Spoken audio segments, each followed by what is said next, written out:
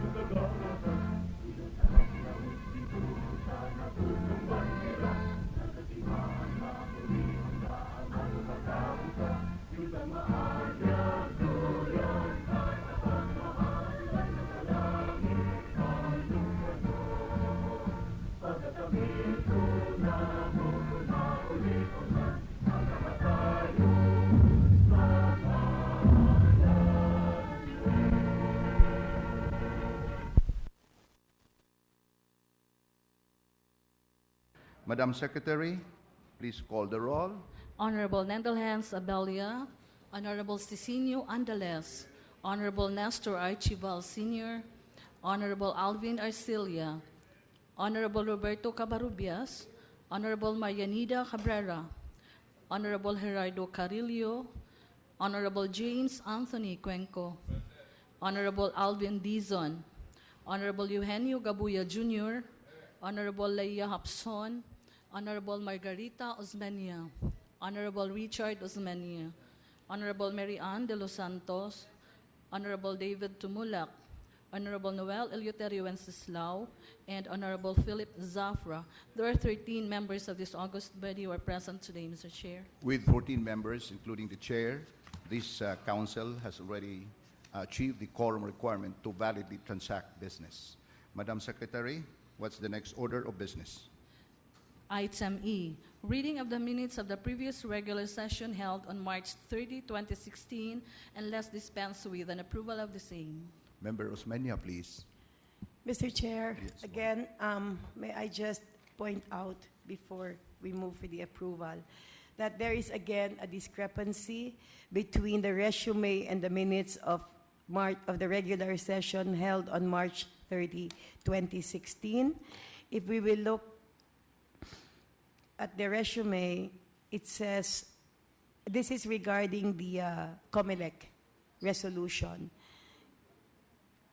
Page 4 of the resume, resolution number 13-21990-2016, if I may read.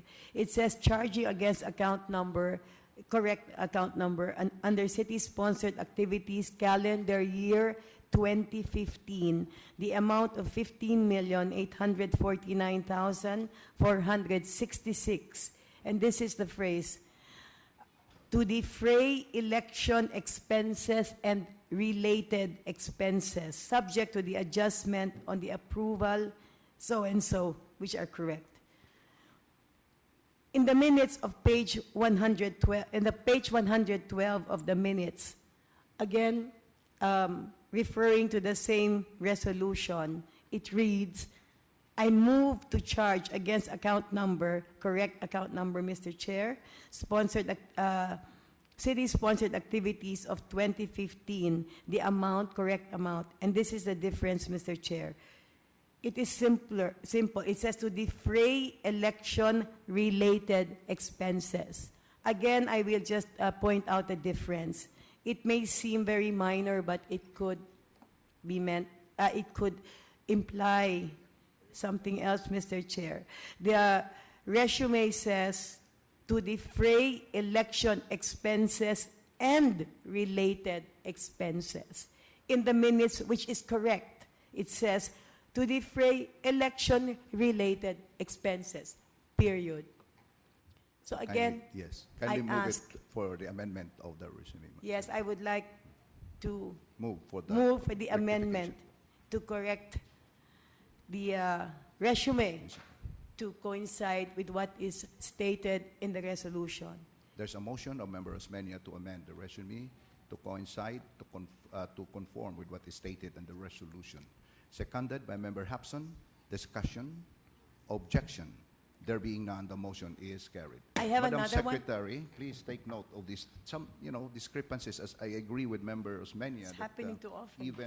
even punctuation marks would spell the difference in the meaning of a particular resolution or ordinance. Madam Secretary, Noted, Please. Mr. Chair. thank you. Another one, Member Mr. Osmeña. Chair, page 108 Go ahead, please. of the minutes, when there was a discussion. This again, it seems very minor, but when it refers to the inoperative budget of 2016, inoperative was spelled in space operative. It should be one word. See? Because when you take out, when you put that space, Yes. it might mean it's operative. Exactly. That would spell When this- it is the yeah. exact opposite of what is meant. Yes, there's a whale of difference between a Right. one word inoperative and two words inoperative. Yes. Thank So you, Member please, Osmeña. I would, page Move, please. 108. Please, kindly move. Again, I move to to rectify. correct. rectify. Yes. Page 108 of the minutes of the regular session of March 30, 2016, to read Yes. inoperative as One one word. word. There's a motion of Member Osmeña, seconded by Member Zafra. Discussion, objection. There being none, the motion is carried. Before I move for the approval, Mr. Chair, may I Go ahead, again please. remind the Secretariat, this is the third time in a row that we have seen the discrepancies.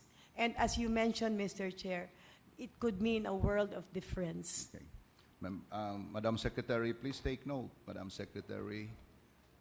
If I Madam may, Mr. Secretary. Chair, it is just at the but the succeeding in the minutes, Mr. Chair, that succeeding sentences, it's already complete. Inoperative is combined, Mr. Yes, Chair. It but- was just this one. Yeah, I understand, Yes. Mr. Chair. So it's only a venial sin. Okay. Anyway, with the amendments, Yes. and I move to dispense with the reading of the minutes and the minutes of the regular session held on March 30, 2016, and approve the same. As Mr. Chair. amended. As amended, Mr. Chair. There's a motion of Member Osmeña, seconded by Member Zafra. Discussion, objection. There being none, the motion is carried. Next item, Madam Secretary. Item F, public hearing on the following matters. For item number 1, we have the proposed ordinance sponsored by Member Noel Eleuterio Wenceslao entitled An Ordinance Establishing Water Conservation Programs in Cebu City. Let's first tackle the first item, Madam Secretary. Do we have speakers for this particular proposed ordinance of Member Wenceslao? Yes, Mr. Chair. We have 2 speakers, Mr. Two Chair. speakers. Okay, before we call on the speakers, maybe a request Member Wenceslao to tell us what this proposed measure is all about. Member Wenceslao. Thank you, Mr. Chairman. Members of this august body, members of the media, ladies and gentlemen, good morning. Water plays a vital role in the society. It is an important support of life and human existence. Considering this important role, it is imperative for the local government to intervene actively in improving the management of water resources. The city of Cebu, like other local government units, is experiencing water shortage. This current situation of water scarcity calls for a legislative intervention. We have to have measures to raise awareness on water conservation. The Department of Interior and Local Government has encouraged the local governments to cause enactment of an ordinance establishing guidelines on water conservation. Thus, this representation has submitted to this august body the proposed ordinance, an ordinance establishing water conservation programs in the city of Cebu, which proposed ordinance is subject for today's public hearing. Mr. Chairman, the intent and purpose of this public hearing is to seek views and gather possible inputs to enhance the proposed measure. Thank you, Mr. Chairman. Thank you, Member Wenceslao. Madam Secretary, please call on the speakers now. Our first speaker is a representative from the Kaabag sa Cebu, Mr. Jose Gapas. Mr. Gapas, you are recognized. Please take the podium for your presentation, sir.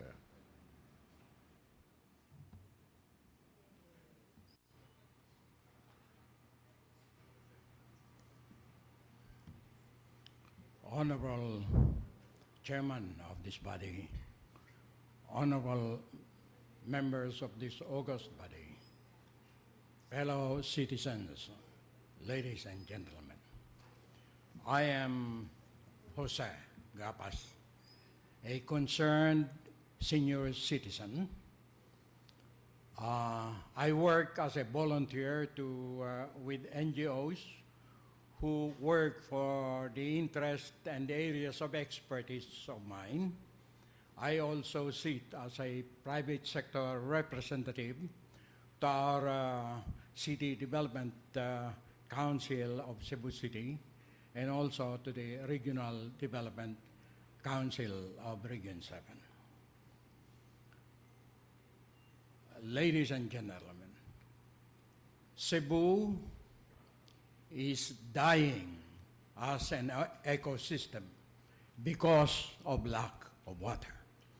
And these occurrences should bring this matter to you very clearly.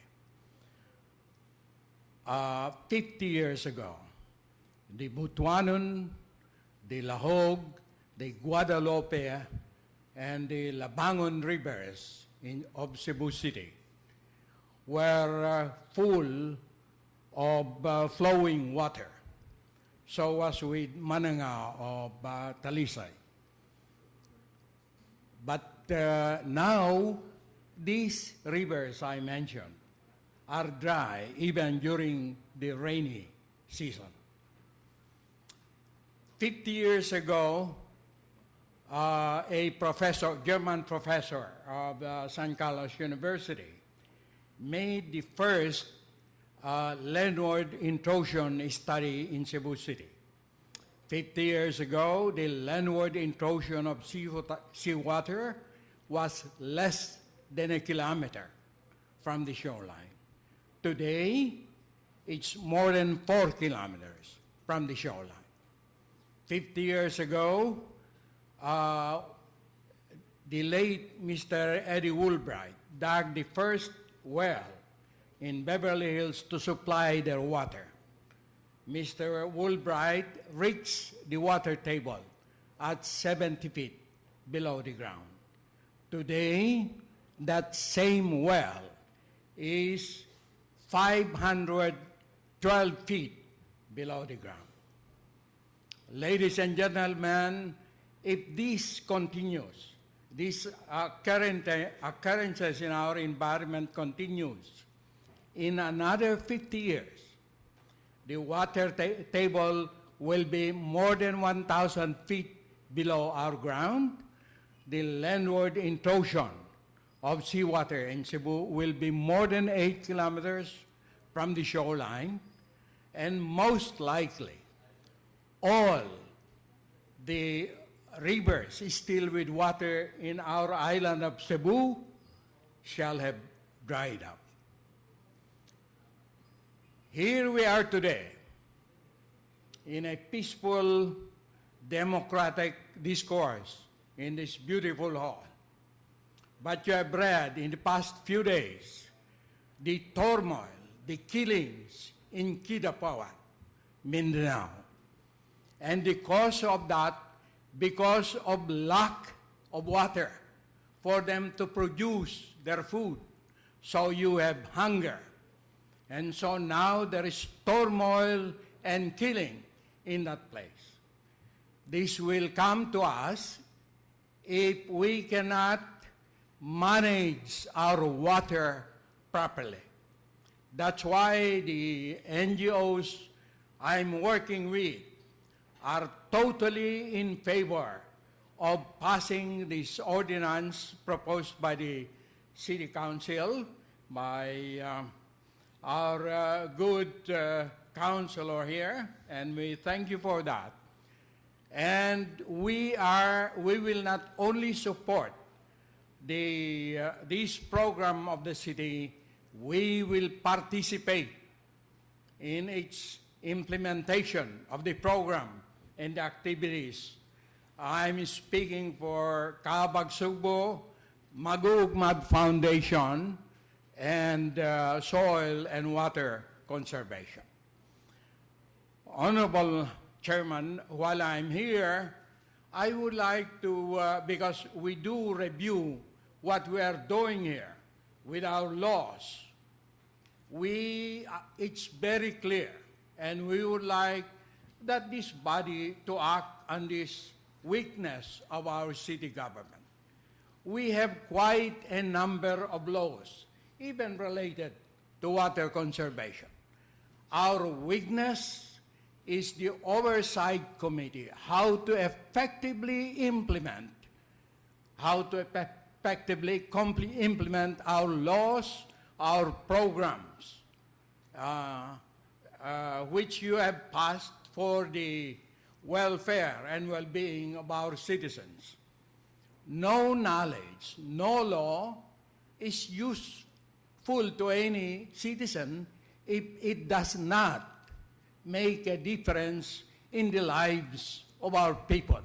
This means we have to effectively implement our ordinances, our laws, which today, up to today, both here and the national government, it seems to me that our local governments and national governments look at our laws and ordinances as optional. Laws in a democratic country are to be effectively implemented. That's how they developed in Singapore. In 30 years, they changed a third world country into a first world country by the effective implementation of their plans, programs to benefit their citizens. Thank you, ladies and gentlemen. Thank you, sir. Any rejoinder, any comment? Yes, Just, Member Andales, I think, has a Yeah, rejoinder, sir. my good friend, Mr. Gapas. Are you aware that the city of Cebu had passed City Ordinance 2103, establishing water conservation program, prescribing penalties for violation thereof, last on November 22, 2016, 2006, is that correct? November 22, 2006, wherein the ordinance intend to create a regional detention pan program by the city. Are you aware of that? Yes, sir. I just read the ordinance last night. That's why I'm raising the issue about implementing our laws and our ordinances. Thank you. Mr. Chairman. Yes, Mr. Chairman. Member Dizon, please. Thank you, Mr. Chairman. Good morning, Mr. Gapas.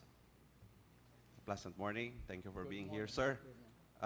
First of all, I agree with you 100% that government should effectively implement our laws. As far as the Cebu City Council is concerned, we have passed several pro-poor, responsive legislations, and this is just one side of the equation, enacting, legislating laws. But to me, the other part or the most important equation is the actual implementation. You have been working with several NGOs, particularly Kaabag Cebu, which is a Cebu City-based coalition in the city of Cebu. How do you assess, Mr. Gapas, the performance of the local government unit in Cebu as far as implementing our environmental laws? If you compare our city to the state government that I just talked about you, we are totally behind. Look at Singapore. From a third world country in 1960, in 30 years to 1990, it was converted into a first world country. Today, they have the highest income per family. And they have the highest paid people. The public servants are the highest paid people in the world today. And we have the same in terms of natural resources.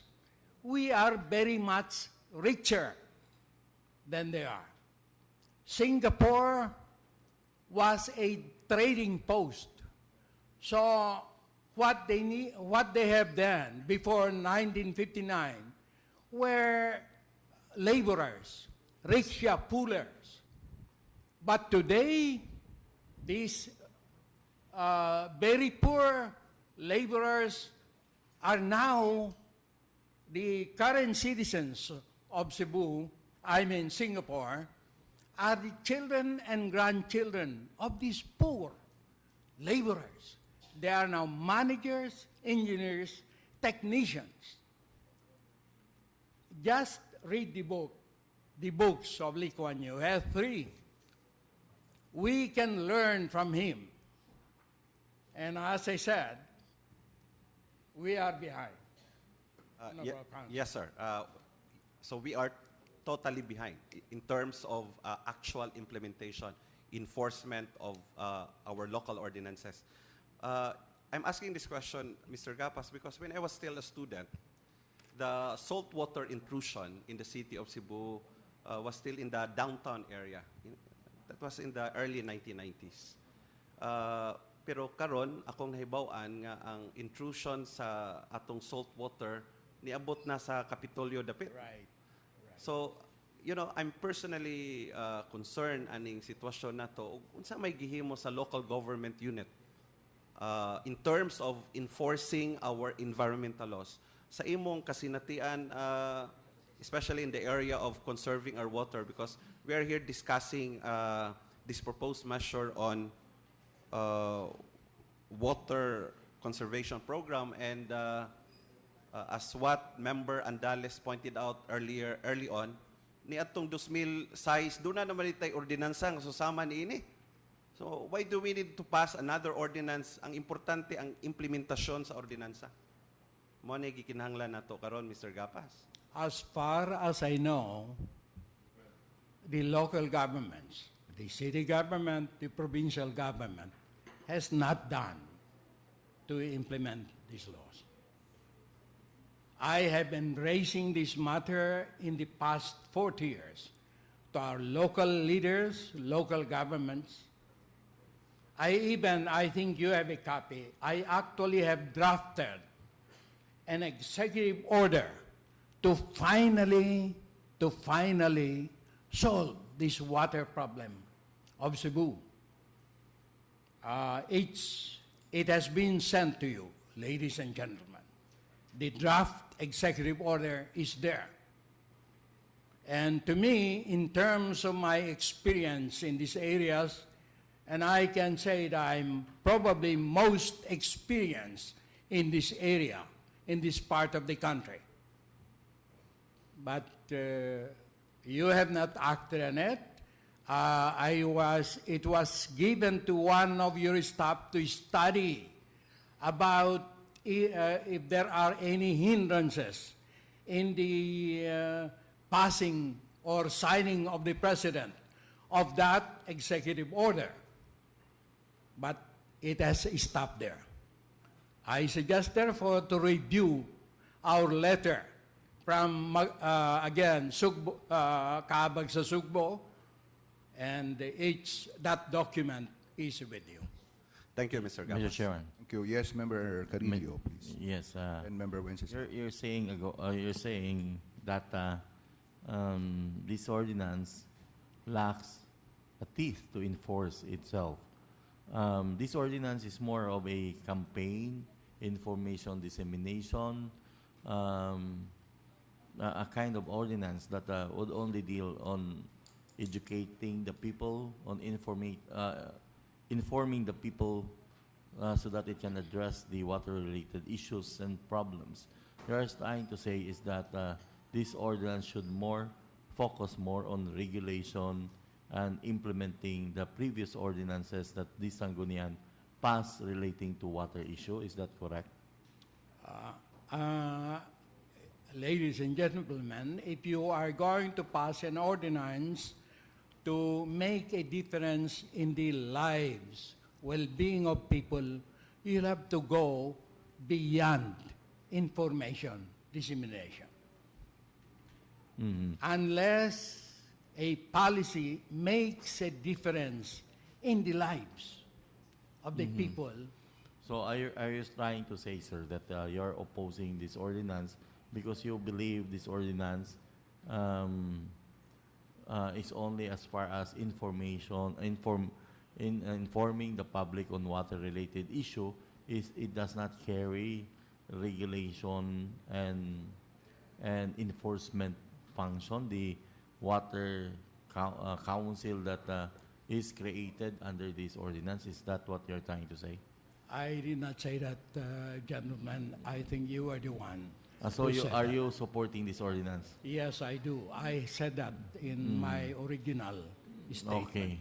Now, So that we can bring to our people the best that is possible. Not conflict, but unity, united effort. As I mentioned, Singapore, their high in other parts of the world as a model for how we manage our water resources. And then, if given time, I also have some PowerPoint presentations to supplement. How long will that power presentation be? 10 minutes? 10 minutes. What's the pleasure of the council? Yeah, anyway, I will just read Yeah, please, the word. please.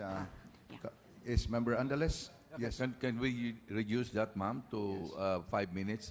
Just Yeah. point out the salient points. Yeah. Okay, then I will just read this position paper. First of all, to be assured of sustainable water for all, we just do not act when there is a crisis, as what we are doing. In fact, this is in response, the ordinance is in response to the DILG Memorandum Circular. But as early as 2006, rainwater harvesting ordinance has been passed. Again, the enforcement is weak. So the framework is integrated water resources management. This framework is adopted on the national level and we should be guided accordingly. So when we talk of water conservation, it's not just rainwater harvesting using receptacles or detention ponds, but we look at the water source. Blessed with abundant rain, we are supposed to utilize that to recharge our groundwater and to keep our rivers flowing. So we just do not deplete our groundwater resources. So that means that we take care of our watersheds. The forest cover is an equally important component in the hydrologic cycle, which many of us do not realize the benefits. It is to keep the balance within the hydrologic cycle. The trees help recharge our groundwater and keep the soil from just being eroded and keep the sustainable flow of water in our rivers. The second is the strict implementation. Again, as already pointed out, we have the CENRO. Unfortunately, the filling up of positions is just based on the existing manpower and assigning different people within the setup. So we have to have technical competence to make the CENRO work. At the barangay level, this is where the action is. As Councilor Alvin Dizon has mentioned, we need action. So it's not in the council where we formulate the policies, but the implementation of such ordinances at the local level is very important. We expect so much from the barangays, but then I doubt if many of these officials and officers are really knowledgeable about the importance of their role in protecting the environment and also in waste management. By the way, EMB entered into an agreement with the police, and so the police also helped in the implementation of solid waste and discharges into the rivers. As mentioned earlier, regulation of groundwater extraction is one thing that we can do in partnership with NWRB, and I'm glad to report that on World Water Day last March 22, we were informed that the Provincial Water Resources Authority, which was signed in 2006, will really be convened. So that's a major step.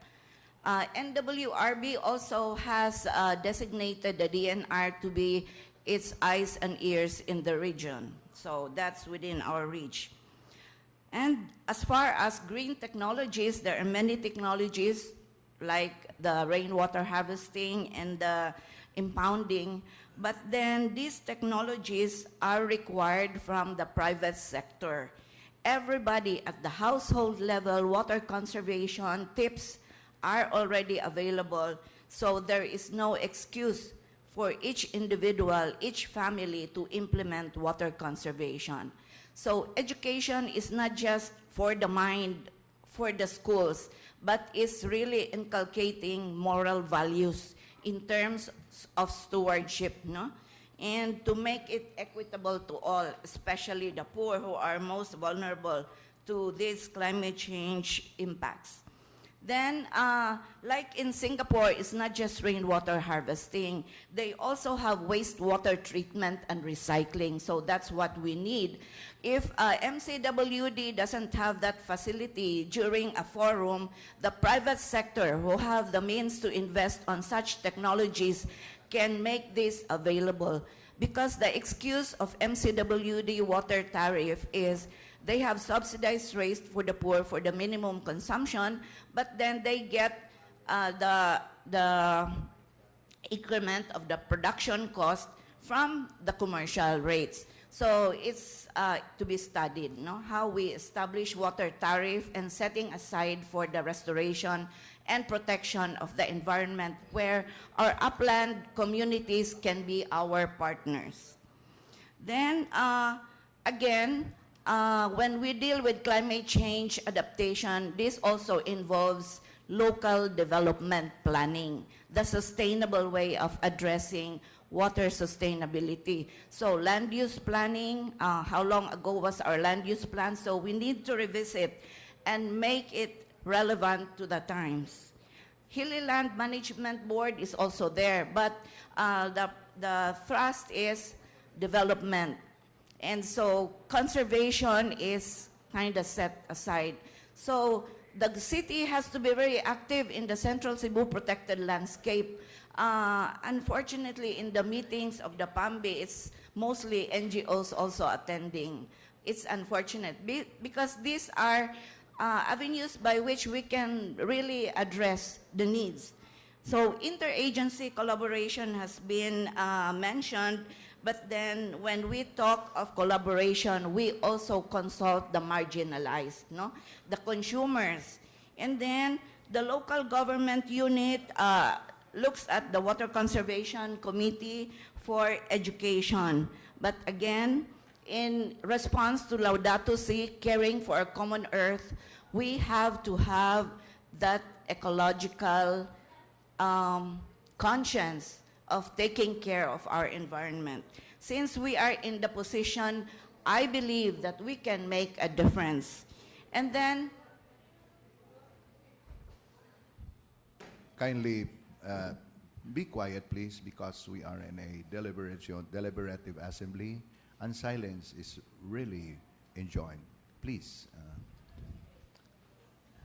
Mahimo di lang unta ta magsaba, no? Just quietly sit down. Kay doon naman tayo session. It's a rule na mag-session, dili ta mag-istorya, dili ta magsaba. Ha? Sige lang, lingkod lang mo diya, hinay-hinay lang, di lang mag-istorya. Sige. Yeah, if I may, Yeah, go ahead. Knowledge Management Center, database management as a decision support tool. We are blessed with WRC as our technical arm. So we should enhance this with more researches and technology in partnership with the academe and the private sector. And then again, review of existing ordinances, creating many bodies, special bodies, but are these really collaborating with each other in terms of drinking? Excuse me. Naa may mga lingkuranan, palihog, ayaw mo pang lingkod sa kilid, no? Arigid sa lingkuranan, please, ha? Sa lingkuranan taon, ha? Sige. Tabangi ragod sila makapahilo na sa lingkuranan yun mismo, mo'y atong lingkuran. Day, ato mo lingkod sa lingkuranan, day. Ayaw mo paglingkod diha sa agianan. Sa lingkuranan, dili sa agianan. Okay, napamay daghang kalingkuran. Sige.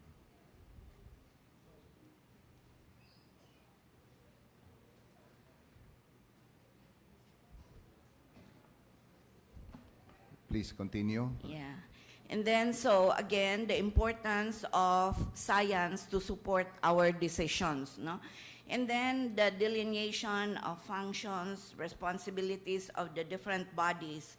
And I doubt if we have the drinking water quality monitoring, which is very important.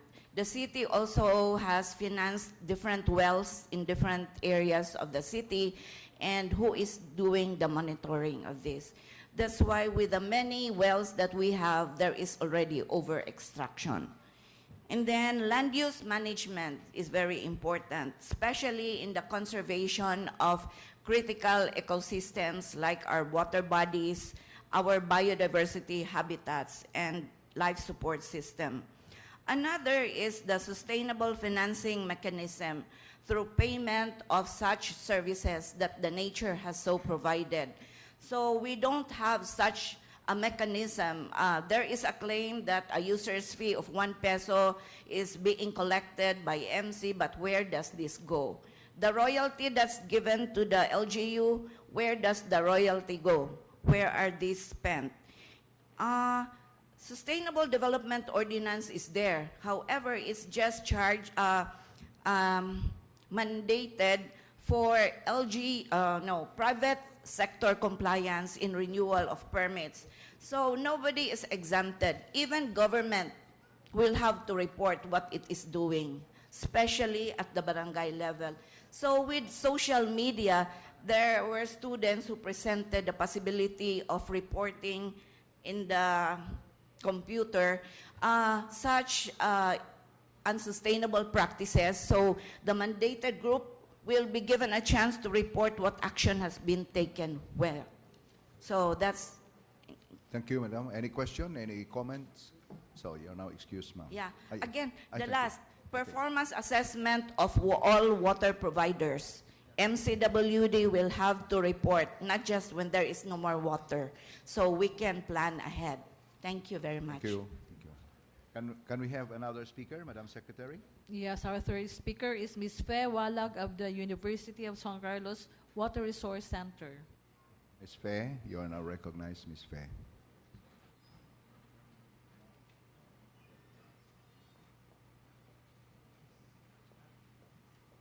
Mayong buntag sa tanan, Honorable Council, the Vice Mayor, and the stakeholder of Cebu City, just like me, one of its citizens. I would like to thank the chance given to me, especially to our group, for being around and share the knowledge that we have accumulated for the water supply or water resources of Cebu City and in general for the province for the last 40 years. That's how young we are compared to me. Okay. Subject, position paper. I think you have my copy. On behalf of our office, I respectfully submit this position paper, ordinance in view of the following reasons. Cebu City, I think we are very familiar with the shape, how our island is formed by nature. It's like a pregnant woman, bulging at the center and narrow on both ends. And because of this geographic format, we are very limited in our ability to catch rain. Mr. Gapas at Siki Shikoro were speaking of we are blessed with very good amount of rainfall on a yearly basis. However, this amount of rain is very subject to our ability to catch it. And the number one ability to catch is the form and size of our island. It puts us in a very critical position compared to Negros that is very wide, compared to Bohol that looks like a chocolate hills, and Mindanao. So, but then most of the development are here. So I would say it's an important issue. This ordinance is a step towards a good management for water resources. I would not, from my point of view of profession, this is not a duplication. In fact, this is an encompassing ordinance to put into correct categories the various initiatives embodied in the nature or definition of conservation. Current status. I am thankful with MCWD because we have been partners for the last almost 39 years.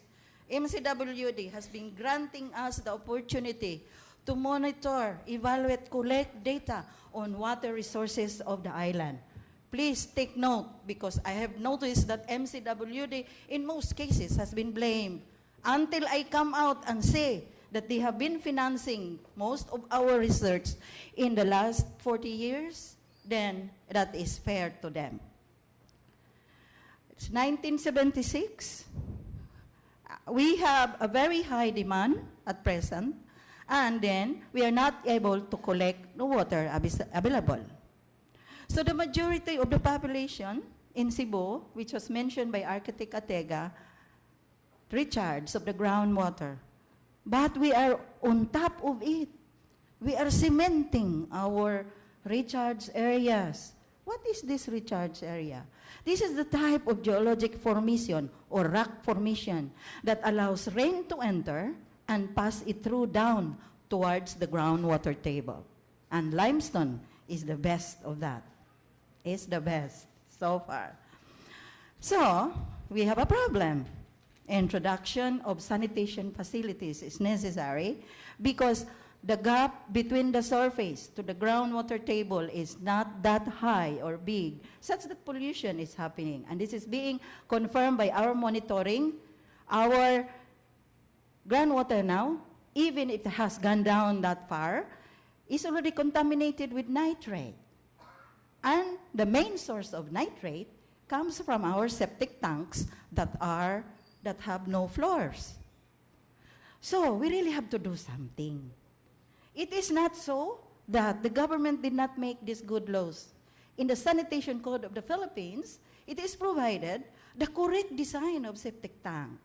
But when we implement, what do? We make it bottomless because of the wrong understanding that by doing so, we are recharging the aquifer. No, sir and ma'am. It is not the right amount or quality of water that we have to send down to our aquifer. We have to treat it before sending it down. So we are thinking and must be doing sewerage system in the urban area. Collect this, treat this, and do for reuse or recycling. In the peri-urban and rural areas, there is a need for septage. The lack of potable water supply in the upland is my baby. It hurts me to see roam around the hilly land because of our partnership with MC and see people where our most of the water comes during rainy season suffers. But us in the urban center, when we open the faucet, you have the enough pressure. I think there is unfairness there. So it is my advocacy that we should be doing something up there. We have all the management model available. what was mentioned by Architect Atega, is that the current realization that we have to integrate the various uses of water. So it's for people, environment, development, and so forth. It has to be one so that we are able to allocate. So sabi ni Saya pa, atong bahinon. Kinsa man ang mubahin? Ang atong gobyerno. Yes, and that resides within the mandate of the city because that represents the local government. And that's my feeling. And if you observe the other nations, that's what they are doing. Management on site. The management model, you have NWRB, LOA, etc. It's there. The laws will help us achieve localization of the national laws.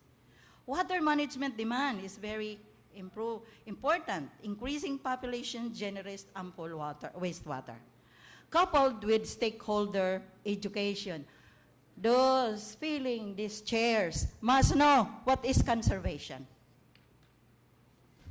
Must know, because every day you can do a part of it. All of the above requires a group from the government to assist water resources, independent of MCWD. Because please remember, MCWD is a user.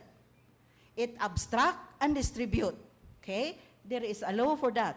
But who assess? While they assess for their purpose, the city should assist independently for its capability to make the proper laws. Monitor. Question again, who is monitoring? Licensing, that is where the city can come better than NWRB because we know our place. By doing so, we can control. In the control, we can include conservation. Yes. So in general, it is preferable that this undertaken by a government department, which is not a user agency. Dili siya user of water. This ensures that there is no conflict of interest in allocating available water resources. If a single user agency is given this responsibility, it may favor the use of water resources for their own sector. It may also lack incentive to make the most efficient use of water. So I consider this as a very good activity. As I've said at the beginning, I said I endorse. The composition, okay with me, very okay, very well represented. And then the budget is a good beginning, considering that the job of this group is very big and wide. But it is very good that we should start immediately. Summon this committee, constitute this, do the planning, and we implement. But however, I also went into reading of the provisions. So number one, I would recommend that on the rationale part, especially the third paragraph, to strengthen it this way, whereas Cebu City, like other local government units, is experiencing a shortage of water, whether domestic agriculture and industrial water supply. I would like to add, decrease water resources quality, and constrained policy and institutional setting. What I mean by constrained, because we have been having so many ordinances relating to water, environment, and waste.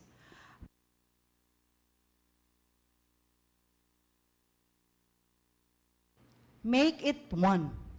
And maybe this ordinance will make it so under the heading of conservation. There is a need to be able to do this. There is a need to accept, to approve a working definition of conservation. Ma'am, kaya about this conservation? Conserve.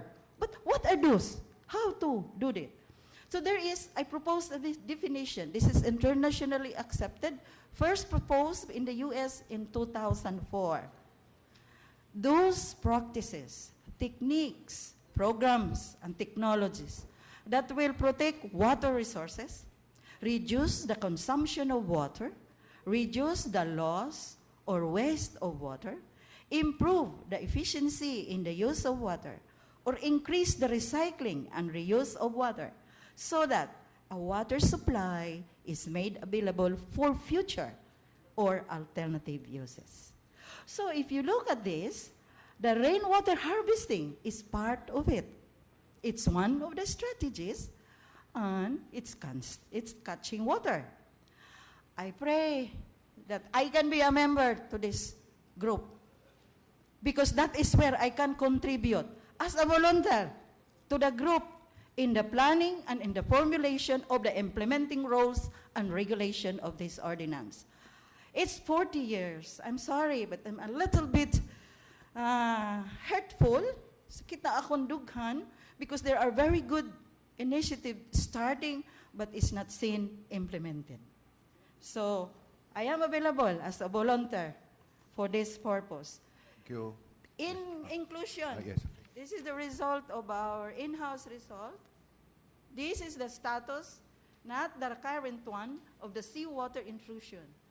From Talisay now, because we have the opportunity to start on Talisay, Cebu City, Mandawi City, Consolacion, and Liloan.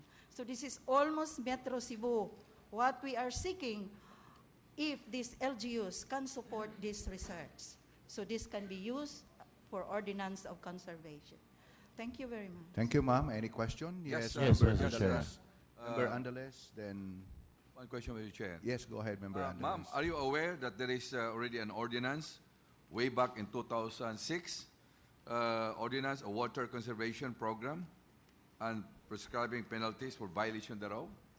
I am sorry, but we were not one of those who were invited.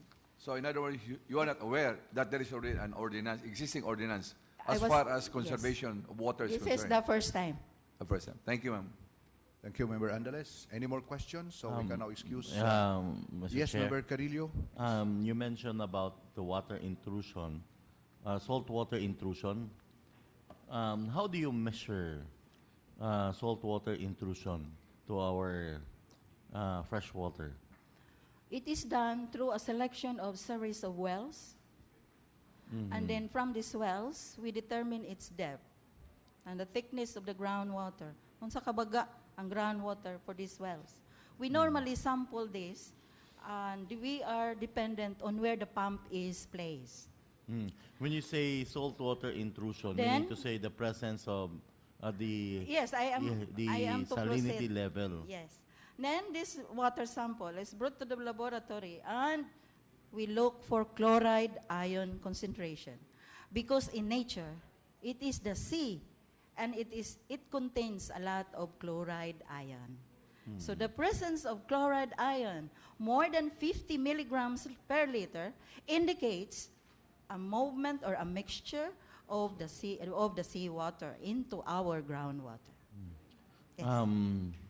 Pardon my ignorance on the technical matters, Madam, but I have seen the water wells in SRP that used to be AC, and they tested the water wells there, and they are harvesting fresh water at the middle of SRP, which used to be a sea itself.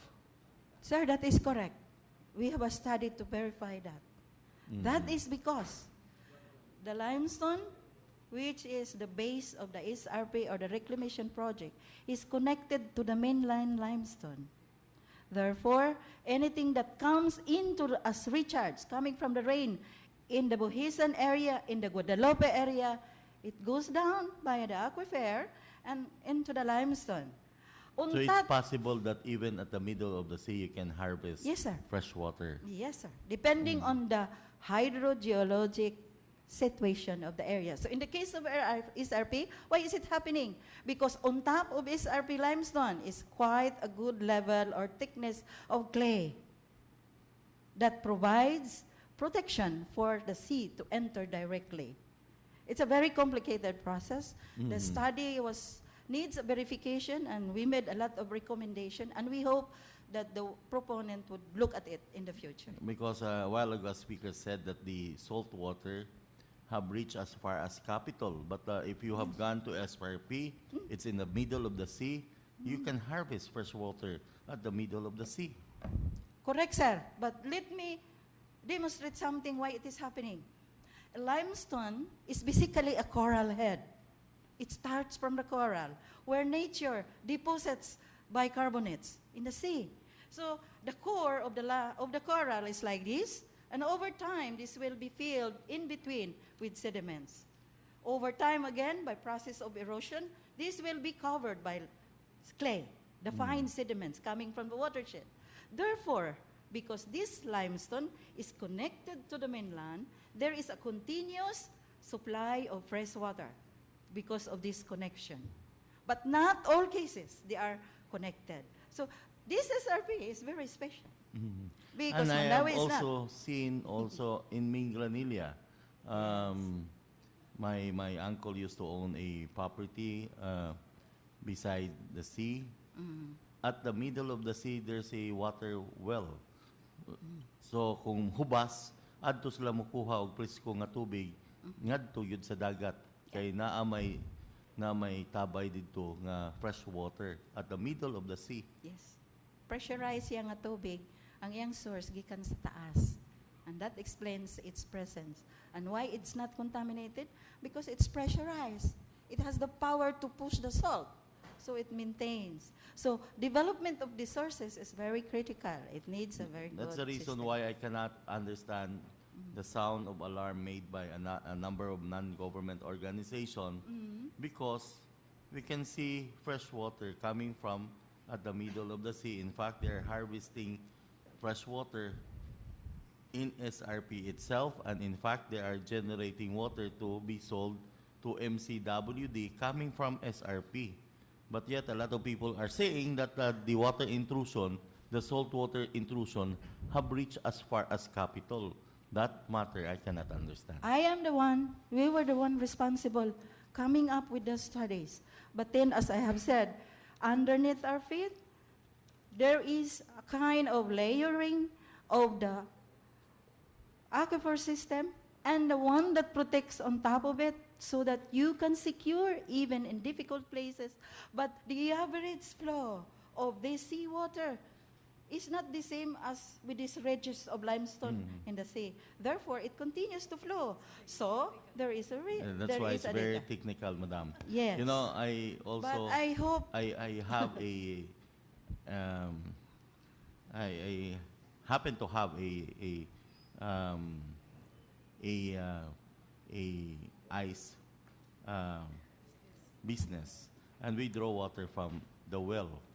Our TDS it's in the middle of San Nicolas. The TDS there, or the total dissolved solids, is around 600. quite high already. There's another one nearer the port area, nearer the fish market. The TDS is around 550. Now, if you test the TDS of MCWD from the faucet, it's around 450. Yes. But these are water coming from near the sea. Now, I also happen to have another factory in Mandawi where we are drawing stale water from the well. The TDS there is around 800. And the one factory in Lapu-Lapu, the TDS there is 1,100. Quite high. Oh. So I was wondering, in Cebu City, there's a lot of, the TDS level in Cebu City is lower compared to Mandawi and Lapu-Lapu. And there is still a lot of fresh water, I suppose, coming from this observation in city of Cebu and farther south, Talisay and Minglanilla. By the way, Yes, thank you, Member if Tony. you are finished, I'll just have one comment, Yes, Mr. please. Chairman. TDAs, unlike chloride, is very much a function of the type of material where the water flows. So calcium bicarbonate, which is the main component of limestone, that's very hard water. It promotes high TDS. Local development also may add if it is able to access down its wastewater. So it never will be the same. It is always site-specific.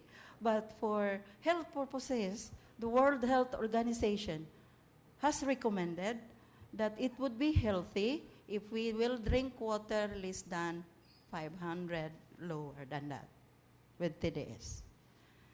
And Okay. sir, if you want to know more, you're welcome in our office at the Talamban campus, University of San Carlos. Then Thank I you. can have more time. Thank you, Miss, for that very informative presentation. Miss, just one question. If the soil that was used to fill up the SRP were not limestone, would the situation be still the same? Is, when you fill up, you means the Yeah, abono? because it used to be a part of the channel between Cebu and Bohol. Now it's we- being filled up with soil. Now, Yes. if the soil that was used in filling it up was not limestone, would that make any difference? No, Still the same. still the same, It because would the still- recharge is coming from the higher I see. area. Okay. Any? Mr. Chair. So, yes. Yeah, Member Mr. Chair. Tumulak. Thank you, Mr. Chair. Good morning, Madam Fe. Madam Fe, just last night I received a report coming from Sitio Millennium, Barangay Cugon. It's a few meters away from the main road. Salt water ang ilahang na nakuha silang poso. I have also the contact number. I will give it to you. Kung mahimo, madam, maapilisad o check if it's true. Nisud na sa dito ang saltwater intrusion somewhere in Cugon, Sitio Millennium. That is to the south? Yes, madam. Okay, anyway, we will be sampling for this year because it's summer. That is the time that we do the monitoring every year. Please give us the address so we can include it in the sampling. Thank you. We can now excuse Miss. Any more speaker, Madam Secretary? Yes, we still have our last speaker, Mr. Chair, from the Cebu Chamber of Commerce, Mr. Gary Paloma. Mr. Paloma, Cebu Chamber of Commerce. You are recognized.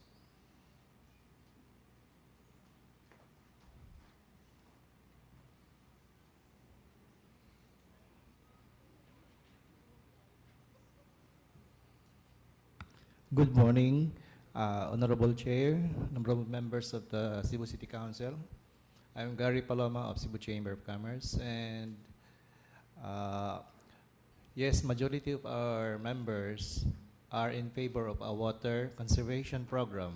However, we cannot come up with a position paper because we don't know if how it will affect the other laws that are already existing in Cebu about water conservation. There are so many laws already. And if ever this ordinance will be passed, it's in section 5 that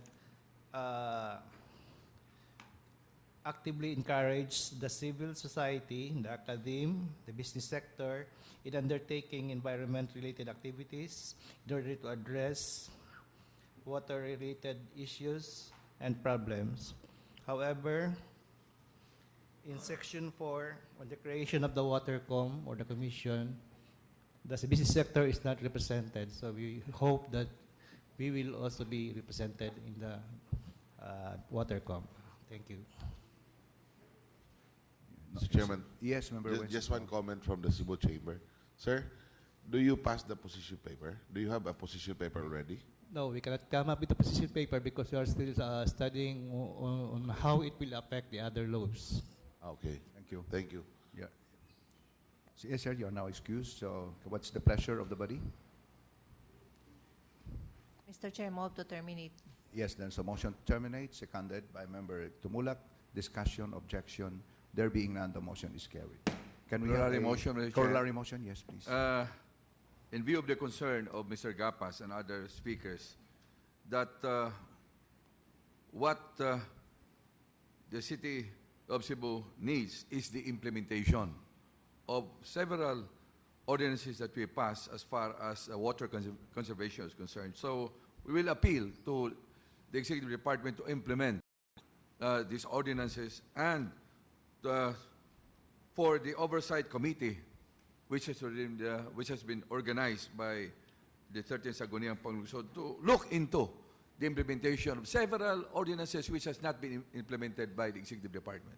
There's a motion of Member Angeles, seconded Second. by Member Dizon. Discussion? Discussion, Mr. Discussion, Chair. Member Carrillo. I don't know if we have created. Yes, we have. We have. We have created, you are, Can you we are, again you are the revisit chairman. to who are the members of this oversight I think, committee? yes, Member, yeah, for sure, I think I'm the chairman, yes. I was going to say that, Mr. Chair, that I'm not very sure about the members, but I do recall that you had volunteered to be the chairperson, Mr. Chair. No, I was just voted upon. Okay, it's all right. So, Madam Secretary, please notify the members of the council on the composition of the oversight committee. Please do that, Yes, Madam Mr. Secretary. Chair. And if the proponent would agree that the oversight committee immediately be convened so that we can review those ordinances that we passed that have not yet been fully implemented. Not just the water ordinances, but Member all Chairman. ordinances that we passed that Member Angeles? have not yet implemented. Well, that would depend on the chairman, the oversight committee. The soonest possible time we can convene the members, then Yes, we really will just also- have that discussed, Member Carrillo. Mr. Chairman. We'll just have Mr. discussed. Chairman. Yes, Member Dizon? I was the author of the Yes, it's resolution, Member Mr. Dizon, Chairman, yes. creating the oversight committee, and it's true that you, as the presiding officer, chairs the committee, and this humble representation is your co-chair. And if I'm not mistaken, all the member lawyers of the Sanggunian are members of the of that committee. Thank you, Member Dizon, for that Chairman. information. Mr. Chairman. we know when was that oversight committee year. created, because until now we have not received the notice of. Early this year, when we started the Sanggunian, the 13th Sanggunian, During the organization structure. yes, this meeting resolution session. was passed after I delivered a privileged speech, Mr. Chairman, and this was one of the motions that we approved. Yeah. Thank you, Member Dizon. Mr. So Chairman. discussion? Discussion. Yes, Member Archibald. Can I ask the proponent, Member Andales, to give the committee a time for them to report? Because time is very important here. I mean, We are supposed to be ending the 13th Sangguniang Pangluso is about 2 months. No, as far as I'm concerned, if the members, lawyers are members of the said oversight committee, I, for one, have not received a notice convening the said oversight committee. So maybe we can have about a month from now to submit a report only on with respect to the environmental, because if we have to cover all, there were so many as early as 1940s, 1950s. There were ordinances already enacted in the 1950s. Yes, Member Gabriel. Yeah, and also in the last speaker, Mr. Chairman, he made mention that they are collating all the existing laws on environment. on the environment that regarding with this matter. We may request from that speaker, Mr. Chairman, to please furnish us immediately if they finish the collating all the existing laws, Mr. Chairman. Thank to you, the Member Sangguniang Panglungsod. Thank you. Member Andales, discussion, the period. I think Member Archibald is concerned on the period within which to submit a report. Chairman, I would like to suggest 1 month, 1 month from 30 now. days. Yes, 30 days. Discussion, objection, there being none, the motion is carried. Corollary motion from Member Gabuya Jr. I will just put it on a clear motion. Yes, Mr. go Chairman, ahead, Member to Gabuya. That's a officially proper request subject. Yes. to move to request the last speaker to submit to this August body their position paper as soon as they are collecting. There's a motion of Member Gabuya Jr. to request, who was that last speaker? The Cebu Chamber of Commerce, representative, submit position paper. This is seconded by Member Osmeña. Discussion, objection, there being none, the motion is carried. Any more corollary motion? Can we have a 3 minutes recess?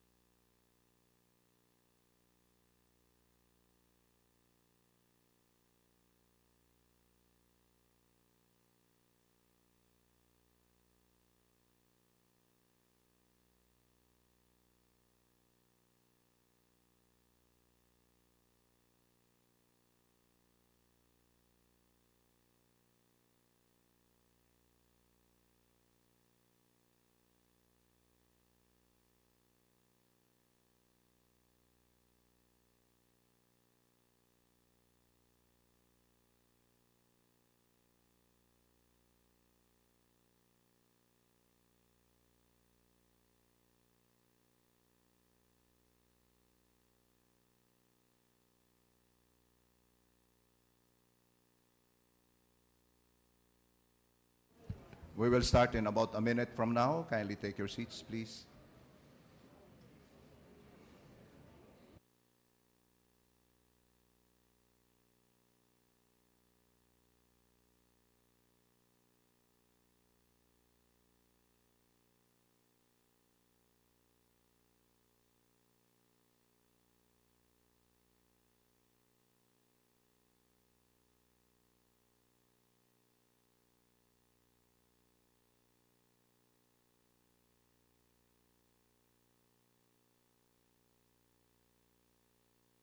Session resumed. Madam Secretary, what's the next order of business? Our second matter for public hearing for today is the proposed ordinance sponsored by Member Leah Hobson entitled An Ordinance Granting 10,000 Pesos Cash Bonus to all primary and secondary public school teachers every year in the city of Cebu and providing funds thereof. Do we have speakers, Madam Secretary? Yes, Mr. Chair, we have one speaker. Yes. Before we call on the lone speaker, may we request Member Hapson to give us an insight of what this proposed legislative intervention is all about. Member Hapson, you are now Thank you, recognized. Mr. Chair. Good morning, Mr. Chair. Good morning, everyone.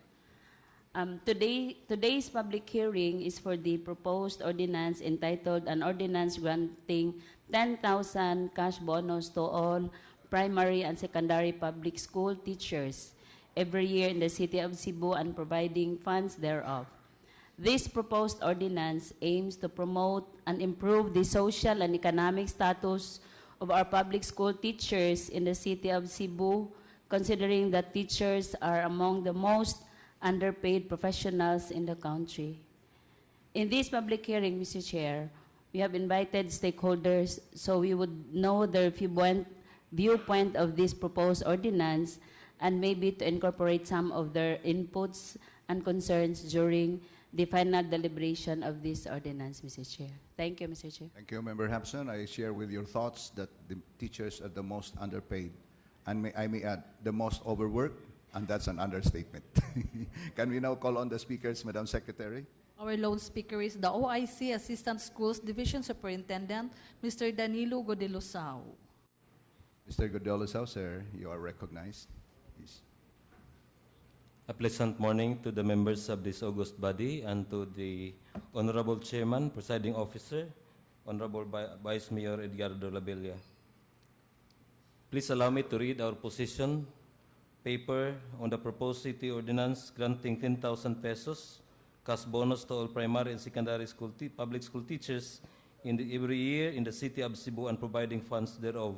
And together with me this morning are the officers of the Public School Principals Association, both from the elementary and the secondary levels. Thank you for, yes, you may remain standing for a while so that the other members would see all the beautiful principals and the handsome, yes, of course, principals of the public high schools in the city. So there they are behind us, behind you. Okay, kindly take your seat now and please proceed, Mr. Gomez. A newly hired public school teacher today receives a basic pay of 19,077 pesos per month. After all the mandatory deductions have been deducted, a new teacher receives a net pay of 16,159.72 cents. Looking at this figure, teachers would have a sigh of relief, hoping that this amount would be enough to make both ends meet. But in reality, this amount nowadays is not enough for a family of 5, especially for the residents of a highly urbanized city like Cebu City, even if the other spouse is also working. As reflected in the in-depth payroll as of February 2015, of the 5,000 public schools in the city of Cebu, 36% have net take-home pay between 3,000 to 5,000 pesos. And if we have to increase the amount from 3,000 to 10,000, 59% of our teachers receive lower than 10,000 net take-home pay per month. And this is all because of the accumulated loans done by the teachers. These loans were not made for luxury, but for basic needs of the family, like providing shelter, sending children or relatives to school, and occasionally extending financial assistance to parents and family members. In addition, a good number of teachers in Cebu City have undeducted loans, so it's impossible for them to make another loans because they have undeducted loans because of the basic requirement that they should have a take-home pay of not lower than 3,000 pesos per month. This situation has greatly affected the quality of instruction inside the classroom. Teachers whose income cannot suffice the family needs, motivation to teach well tend to decline because their minds wonder where to get money from for their family's daily sustenance. A teacher commented that teaching is a service which requires a lot of passion, skills, dedication, creativity, and love for learners, and good salary energizes teachers to give the best for the learners. According to research findings published by UNESCO in 2014, the quality of education improves when teachers are given all the support needed, including income and other incentives. And granting 10,000 pesos cash bonus to all primary and secondary public school teachers every year in the city of Cebu, to be given in December of every year, is a welcome initiative for all teachers and for DepEd Schools Division of Cebu City. This generous move would eventually improve teachers' motivation and dedication to the teaching profession.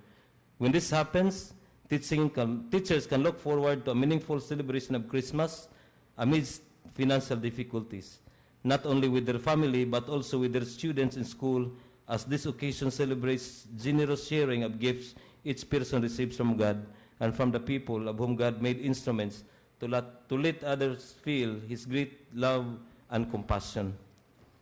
Considering that there is a variety of teaching positions in the Department of Education, such as kindergarten teacher, elementary teacher, junior high school teacher, senior high school teacher, ALS mobile teacher, speed teacher, madrasa teachers or asatids, and also the Abot Alam teacher, and for the appropriateness of the term teacher as used in Republic Act number 4670, entitled the Magna Carta for Public School Teachers, to mean all persons engaged in classroom teaching in any level of instruction on full-time basis, including guidance counselors, school librarians, industrial arts and vocational instructors, and all other persons performing supervisory and or administrative functions in all schools, colleges, and universities operated by the government.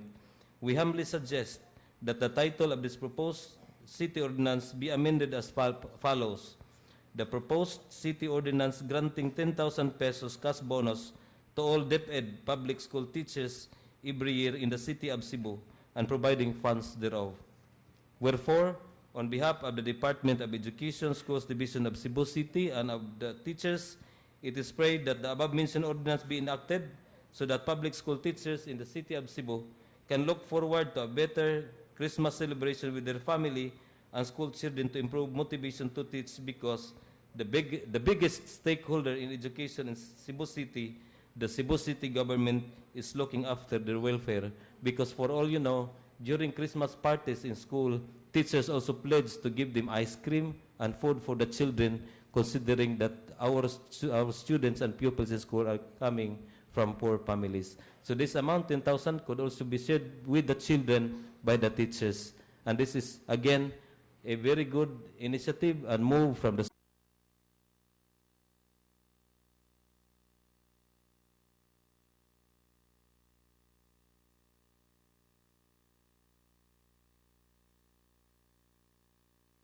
We will start in about a minute from now because we have a long, long day for today's session.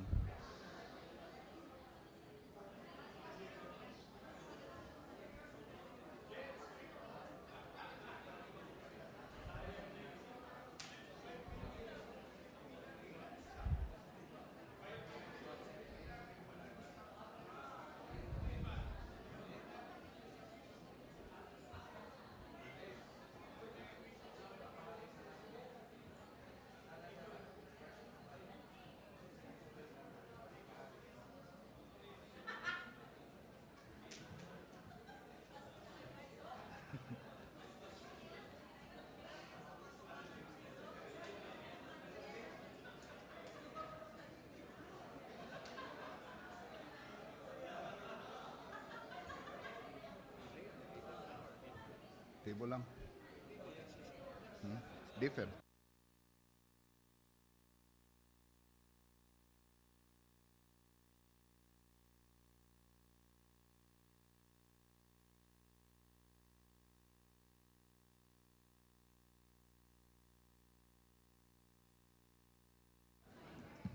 Session.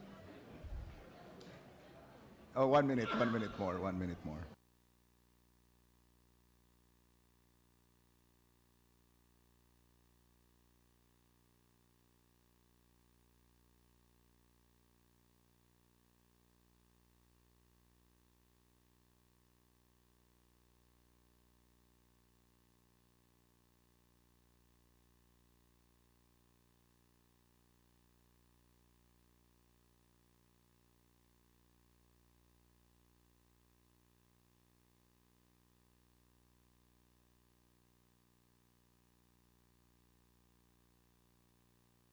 Session is now resumed.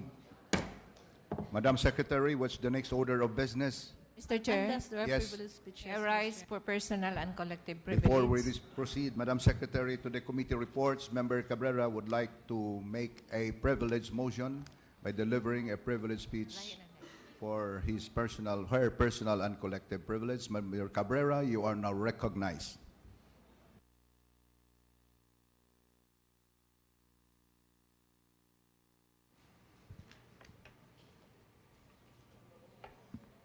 Mr. Chair, mga tinahod nga kauban ining konsiho, ladies and gentlemen, karong buwan sa Abril, gisaulog ang Philippine Earth Month o karong Abril 22, ang International Earth Day. Gilauman usab nga sa maong adlaw, Abril 22, i-ratify sa 100 ka mga nasod ang makasaysayon nga COP21 Global Agreement nga naumol sa Paris.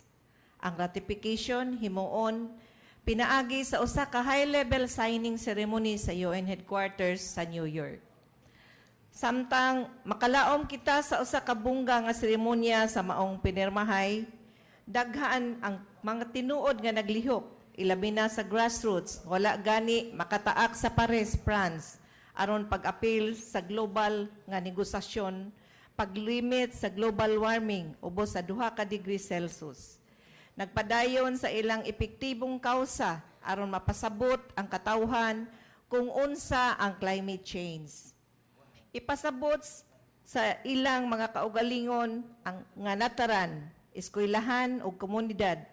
Daghan ang nakaamgo sa epekto sa climate change, pinaagi sa pag-apil sa mga ecological awareness activities. Apil na ang workshop sa Laudato Si, ang clinical ni Pope Francis alang sa pag-amuma sa kalibutan. Usa sa maong tigsangyaw sa environmental sustainability o climate justice mao si Brother Jasil D. Hacosalem, Order of Augustinian Recollect, nga nakabasi dinhi sa Cebu, gikan sa kapin 700 ka mga climate advocates nga nagtapok sa kauluhan ilawom sa Climate Reality Project. Siya ang nakaangkon sa pinakauna nga Green Ring Award nga gihatag ni kanhi US Vice President Al Gore. Pipila sa iyang mga kaakuhan mao ang una, ang pagpangulo sa balay kinabuhi nga nahimutang sa Negros Occidental ug sa Bantayan, Cebu, diin 17 ka scholar gikan sa mga lugar nga apektado sa bagyo nakabinipisyo pinaagi sa full sponsorship sa ilang mga tuition o board and lodging. Ikaduha, pagkumbina sa visual art diha sa ecological awareness pinaagi sa art for earth ug ang ikatulo ang chinilas ug hope. Dinhi naghatag siya og usa ka pares nga chinilas matagbata nga maglakaw og papila ka kilometro aron pagsalmot sa pagtuon sa climate change. Angay lang ang konsiho sa dakbayan sa Cebu o pasidungog usab kang Brother Jassel isip pag-ila sa iyang mahinungdanon nga contribution sa katilingban. Gani tungod kay nagatubang kita sa dagkong hagit sa kalikupan, angay usab nga maapil nako paglakbit ang mga kaubaanan nato dinhi sa konsiho nga aktibong nanalipod sa kalikupan, walay pagkahadlok ug pabor-pabor, apil na ang anaa sa galeri sama sa mga residente sa barangay Sawang Calero nga hugot nga nagpakabana sa ilang issue o nga lain-laing nagpakabanang grupo. Tungod niini, tugote ako sa pagduso ni ining mga resolusyon. Resolve nga pasidunggan ang mahinungdanon nga contribution ni Brother Jessel D. Hakosalim, Order of Augustinian Recollect sa pagpalawom sa kaamguhan sa climate change o climate crisis. Resolve nga kining adlawa with his presence ato siyang acknowledge og tagaan sa plaque of appreciations. Resolve finally nga i-authorize ang board secretary sa sangguniang panglungsod sa paghatag og kopya ning resolution sa Office of the Mayor kang Brother Jessel Hakosalim, OER o sa Order of Augustinian Recollects alang sa ilang kasayuran. So move, Mr. Chair. There is an omnibus motion of Member Cabrera as a consequence of her privileged speech, seconded by Member James Cuenco. Discussion, objection, there being none, the omnibus motion is hereby carried. Mr. Chair. Yes, Member Cabrera. With the presence of Brother Jessel, I would like to move for the suspension of the House rules. There's a motion to suspend the House rules For the awarding, Mr. to Chair. pave the way for the giving of the plaque of appreciation, commendation to Brother Hakosalim. Seconded by Member Dizon. Discussion, objection, there being none, the motion is carried. Let's now call on Brother Hakosalim. Yes. Can we have it done here so that, and maybe request the other members of the council to please come forward so to participate in the handing over of the plaque of appreciation to Brother Hakosalim. Ikaw need.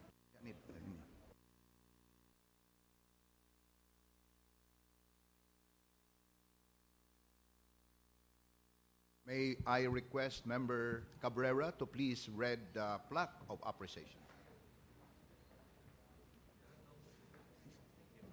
Republic of the Philippines, City of Cebu. Certificate of recognition is hereby given to Brother Jessel D. Hakosalim, OER, for spearheading various grassroots initiatives to promote awareness on the climate crisis, earning for yourself the first ever Green Ring Award from the Climate Reality Project, founded by former United States Vice President and Nobel laureate Al Gore, for your outstanding work towards solving the climate crisis. In behalf of the grateful Cebuanos and climate justice advocates, daghang salamat ug mabuhi ka. Given the 6th day of April 2016 at Decision Hall, 4th floor Legislative Building, Cebu City Hall. Signed, Edgardo Labella, Presiding Officer, and the Chairman, Committee on Environment.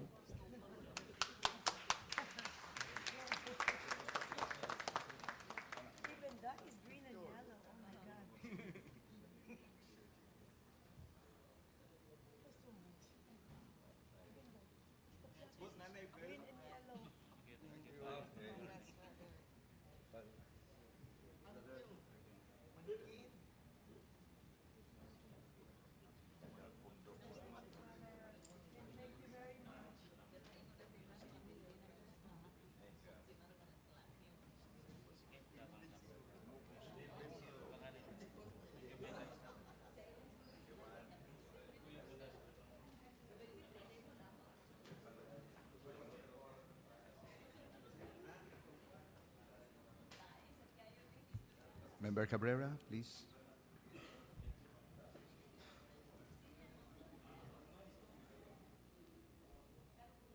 Chair, move to lift the suspension of the House rule. There's a motion to lift the suspension of the House rules, seconded by Member Tumulak. Discussion, objection. There being none, the motion is carried. What's the next order of business, Madam Secretary? We go now to the committee reports. First, we have the Committee on Education. Member Dizon. Dizon, please. Thank you, Mr. Chairman. I have two reports. Go ahead, Member Dizon. Mr. Chairman, but I will go directly to the resolving clause, Mr. Chairman. Go ahead, The please. first report referred to the Committee on Education, Science, and Technology for comments and recommendations. Local School Board Resolution number 7-025, Series of 2016, recommending to the City Council the purchase of the parcels of land known as lot number 17277-C3C and so on and so forth, being a portion of Lot 1727-C3 of the subdivision plan PSD 07060170, situated in Barangay Busay, the city, with an aggregate area of 5,454 square meters, more or less, and owned by Roselyn D. Lau and Jose C. Lau at 4,124 pesos per square meter for the proposed Busay Elementary School and High School covered by TCT numbers PT-15185 and 15-87, respectively, and to authorize the Honorable Mayor to enter into a memorandum agreement and deed of sale for the same. Comments and observation for the possible acquisition of the lot located at Barangay Busay, Cebu City as the future site of Busay Elementary and High School. The committee notes that the local school board resolution and endorsing the said acquisition is not accompanied by any other document. The committee recommends that the following documents be attached for review and recommendation. Number 1, lot owner's intent to sale. Number 2, vicinity map and sketch plan. Number 3, copy of the lot's certificate of title, declaration of the real property, resolution from the City Appraisal Committee, Mines and Geosciences Bureau recommendation, the draft of the memorandum agreement, the city legal endorsement of the memorandum agreement, and the deed of absolute sale, and the copy of the authority of the mayor to negotiate the purchase of the lot. The committee, however, does not oppose the purchase of a lot for the proposed Busay Elementary and High School since it is necessary to build new school buildings in a site safer than the school's current location. In view of the foregoing, the committee recommends the following resolutions. Resolved to approve this committee report. Resolved further to authorize the acting secretary of the SP to furnish copies of this resolution to the local school board, the Department of Education, for their information and guidance. So move, Mr. Chairman. There's a motion of Member Dizon, seconded by Member Zafra. Discussion. Discussion, Mr. Chair. Discussion, Member Carrillo. One of the items in the report of Member Dizon is the authority of the mayor to negotiate the purchase. I think this is just a recommendation coming from Barangay Busay for the possible acquisition of the lot. Meaning to say we need to authorize the mayor to negotiate first. Although I'll make that in the corollary motion, Mr. Chair, so that we can place this program or activity as recommended by Busay Elementary and High School into motion, Mr. Chair. Thank you, Mr. Member Chair. Carrillo. Any more discussion? Objection? There being none, the motion is carried. Any corollary motion? Member Carrillo. Corollary motion, Mr. Yes. Chair. Move to authorize the mayor to negotiate for the purchase of the said lot as recommended by Busay Elementary and High School, Mr. Chair, for acquisition. And I Mr. didn't Chair. think there is also So a move. recommendation by the local school board. Local school board. Yeah, include it in that resolution. As recommended by the local school board through resolution number 7-025 series of 2016. There's a corollary motion of Member Carrillo, seconded by Member Tumulak. Discussion. Objection. There being none, the motion is carried. The second report. Another corollary motion, Another Mr. Chair. corollary motion from Member Carrillo. For the local school board to submit before the approval of any memorandum of agreement and deed of absolute sale the documents as required by the Committee on Education, Science, and Technology, Mr. Chair. So move. We will request the local school board to comply with the requirements or the documents set forth or spelled out in the committee report of the chairman of the Committee on Education, seconded by Member Tumulak. Discussion, objection, there being none, the motion is carried. The second report, Mr. Chairman. Go ahead, Member Dizon. Is in conjunction to the letter of Ms. Hinisa Olorbida, a resident of Barangay Buhisan, the city, requesting assistance since her daughter, who was enrolled as a kindergarten pupil at a non-DepEd accredited school, could not be accepted or enrolled as a grade 1 pupil at the Punta Princesa Elementary School. As a local government unit, we are mandated by law to provide the necessary assistance that will promote and protect every child's right to education.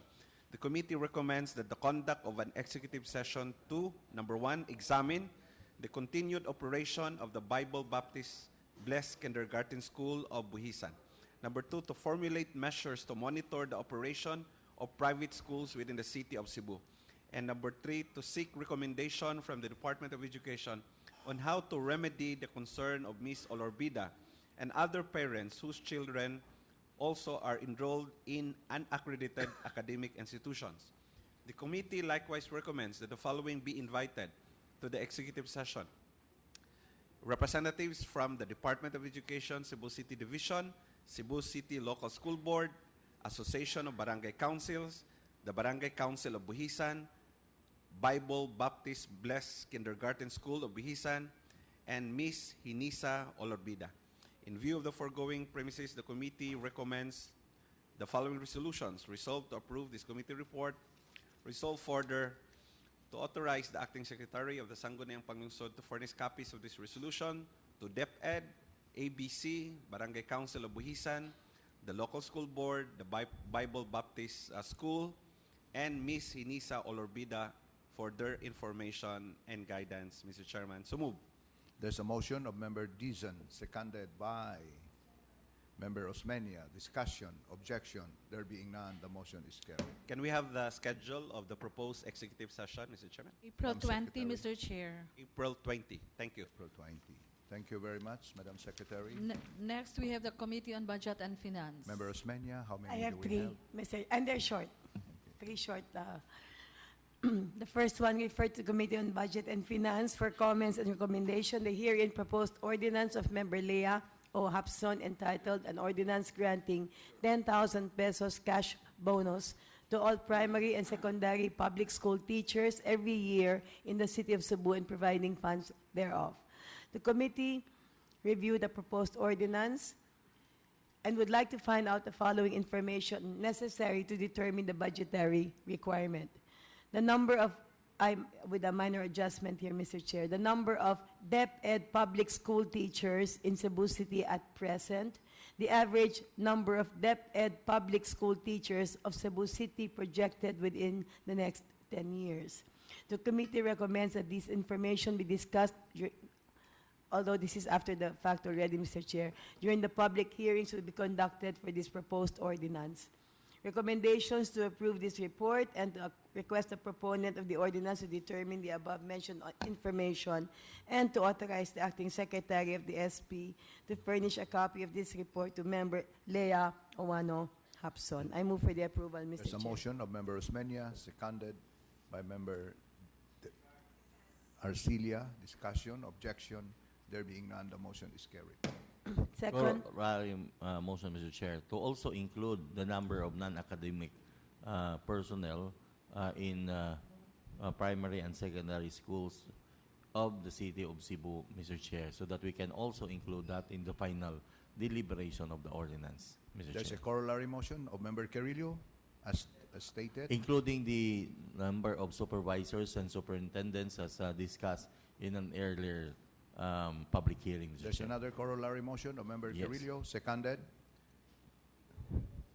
by Member Tumulak. Discussion, objection, there being none, the motion is carried. Second report, Mr. Chair. Respectfully referred to Committee on Budget and Finance for comments and recommendation.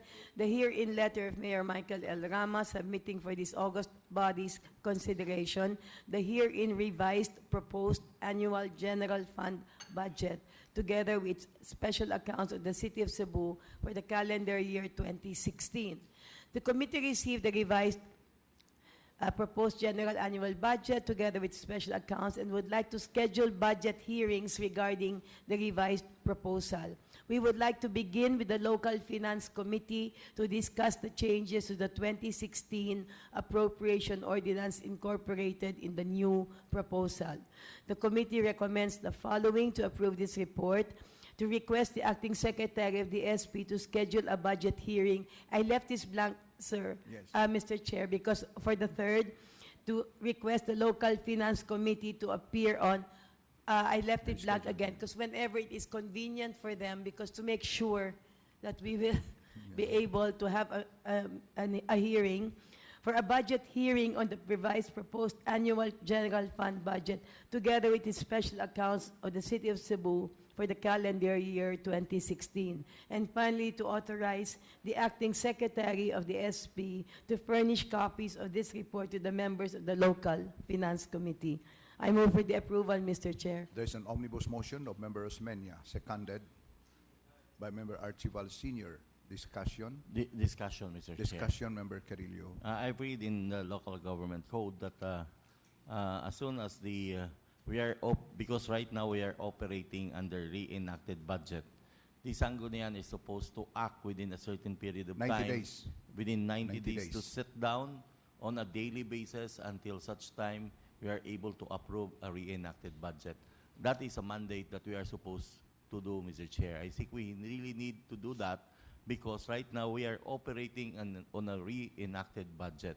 Unless we act sooner, then we will continue to operate on a reenacted budget.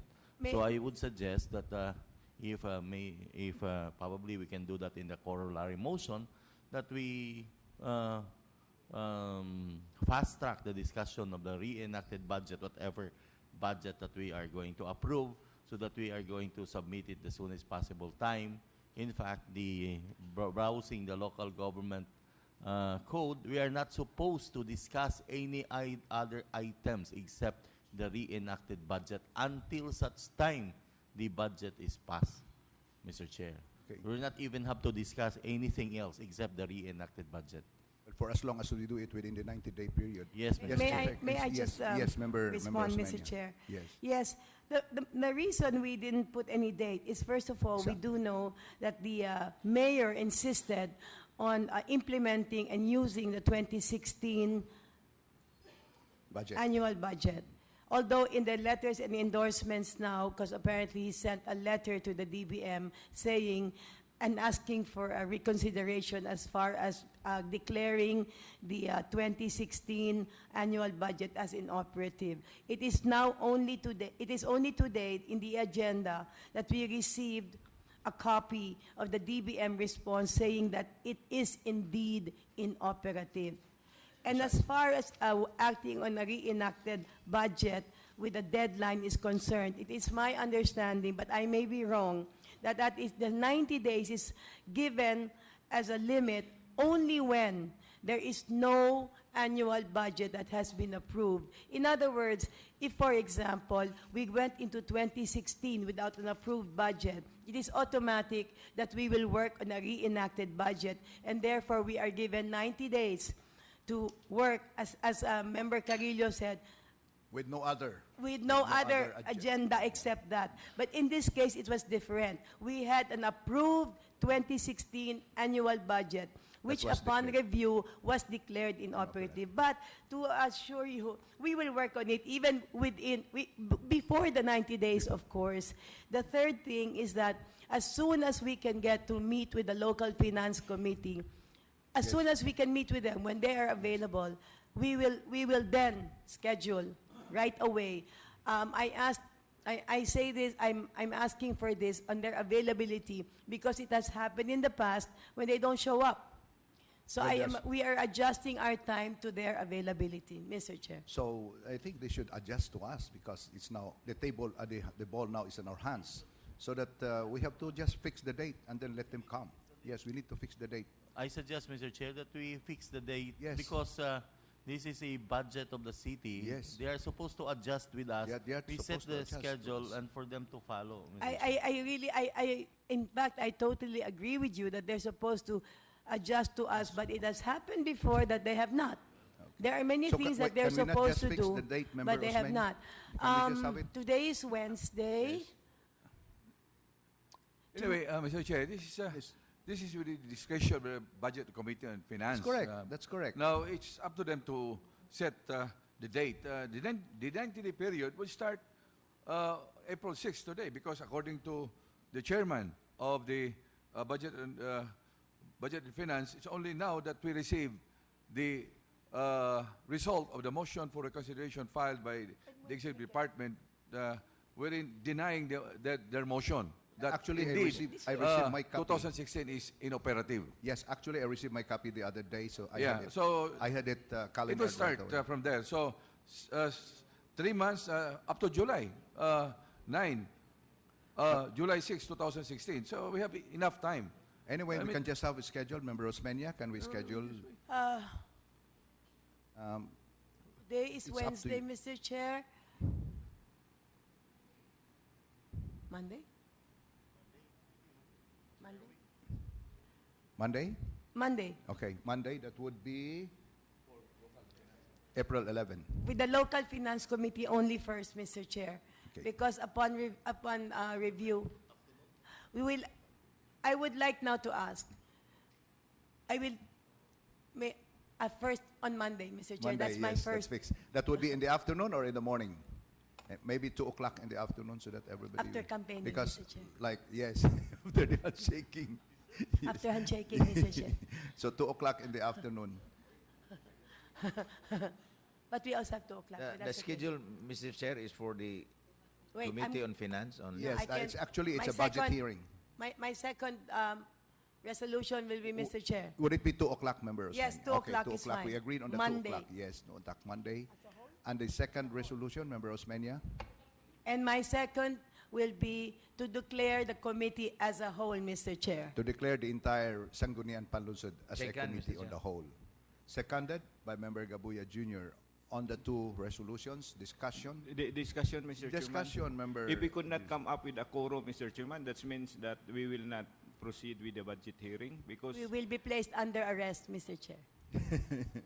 because as I observed, Mr. Chairman, maybe only 3 or 4 councillors I think present in every budget hearing, Mr. The more Chairman. up, I don't know, but this chair may suggest we just have the committee on budget and finance, and then any member who would like to attend can come anytime, so that there will be no problem with Chair, the quorum. Yes, Member may I Osmeña. make my comment Yes, on go that? ahead, Member That Osmeña. is what we did in the last budget hearing, that we just, we did not declare it as a committee as a whole, and it was just the local budget, it was just a budget and finance committee. And with the same, that anytime anybody wanted to, was always very welcome to Yes. come. In fact, we had asked the other members to be here, even if only during the times when they would, for the items that they would be most interested in. And it's very sad to say that never did anyone ever show up at any time during the budget hearings, only to make their suggestions in the last day when we were about to approve it already. By then, it was too late. Anyway, just that it be noted. I agree with Member Osmeña, Mr. Chair. It should be committee as a whole. So in- that the members will be compelled to attend. Besides, this is election year, so election month, so they will attend, Mr. Chair. Otherwise, the people will judge them accordingly. So No, then they will not be allowed to discuss- campaign this is now outside. on the motion of Member Osmeña. Any objection to convert the entire Sangguniang as a committee on the whole? Any objection to this? There being none, the motion of Member Osmeña is hereby carried. Another corollary Mr. motion Chairman. from Member Dizon. In the spirit of transparency and accountability, Mr. Chairman, I move that the budget hearing, the incoming budget hearings, will be open to the public. Yes, it's always open. It's always open to the public. Just for formality, Okay, there's a motion of Member Dizon to make it known to all and sundry that the budget deliberation be open to the public. Seconded by Member Japson. Discussion, objection, there being none, the motion is carried. My third report, go ahead, Mr. please. Chair, respectfully refer to the Committee on Budget and Finance for comments and recommendation. The herein endorsement of Engineer Oscar Abordo, Secretary of the CCDC, submitting CCDC Resolution number 08-0304, 2016, approving the request of Guba Barangay Captain Orlan Herrera to avail of 1 million pesos budget for livelihood project to be taken from the remaining balance of 4,885,000 out from the lump sum appropriation of 80 million pesos for the livelihood program of local development to be funded under the AIP LDF 2015. The committee noted that the CCDC resolved to approve the request of Gubab Barangay Captain Orlan Herrera to avail of the 1 million pesos budget for livelihood projects to be taken from the remaining balance of 4,885,000 out from the lump sum appropriation of 80 million for the livelihood program of local development to be funded under the AIP LDF 2015. Since the fund source for these projects is a lump sum allocation, the committee would like to find out from the Office of the City Budget Officer the balance of the lump sum allocation mentioned in CCDC Resolution number 08-0304, as well as the projects that have been earmarked and obligated in the account. The committee would like to request the Office of the City Treasurer to certify the availability of funds for this project. Recommendations to approve this report, to request the Office of the City Budget Officer to furnish the committee with a registry of appropriation allotments and obligations of the LSA mentioned in the resolution as stated, as well as the projects that have been earmarked and obligated to the account.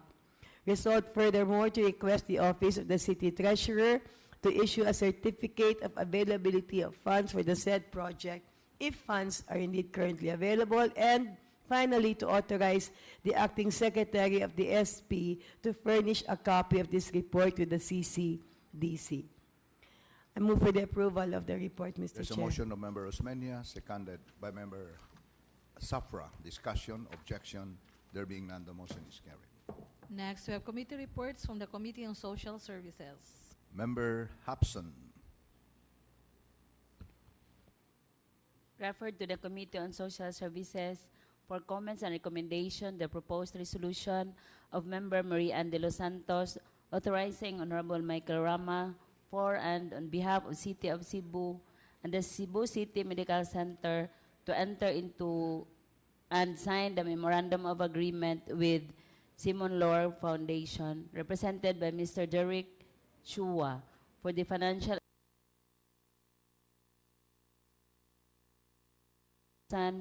in the form of medicines, diagnostic testing, and prosthetic equipment to qualified indigent and or underprivileged patients in the Cebu City Medical Center. Comments. Simon Lore Foundation will be allocating a monthly assistance in the total amount not exceeding 25,000 on a first-come, first-served basis to indigent or underprivileged individuals who will be admitted to Cebu City Medical Center. Their monthly assistance will primarily be in the form of medicines, diagnostic testing, such as MRI, CT scan, and or prosthetic equipment which is urgently needed but not available at CCMC.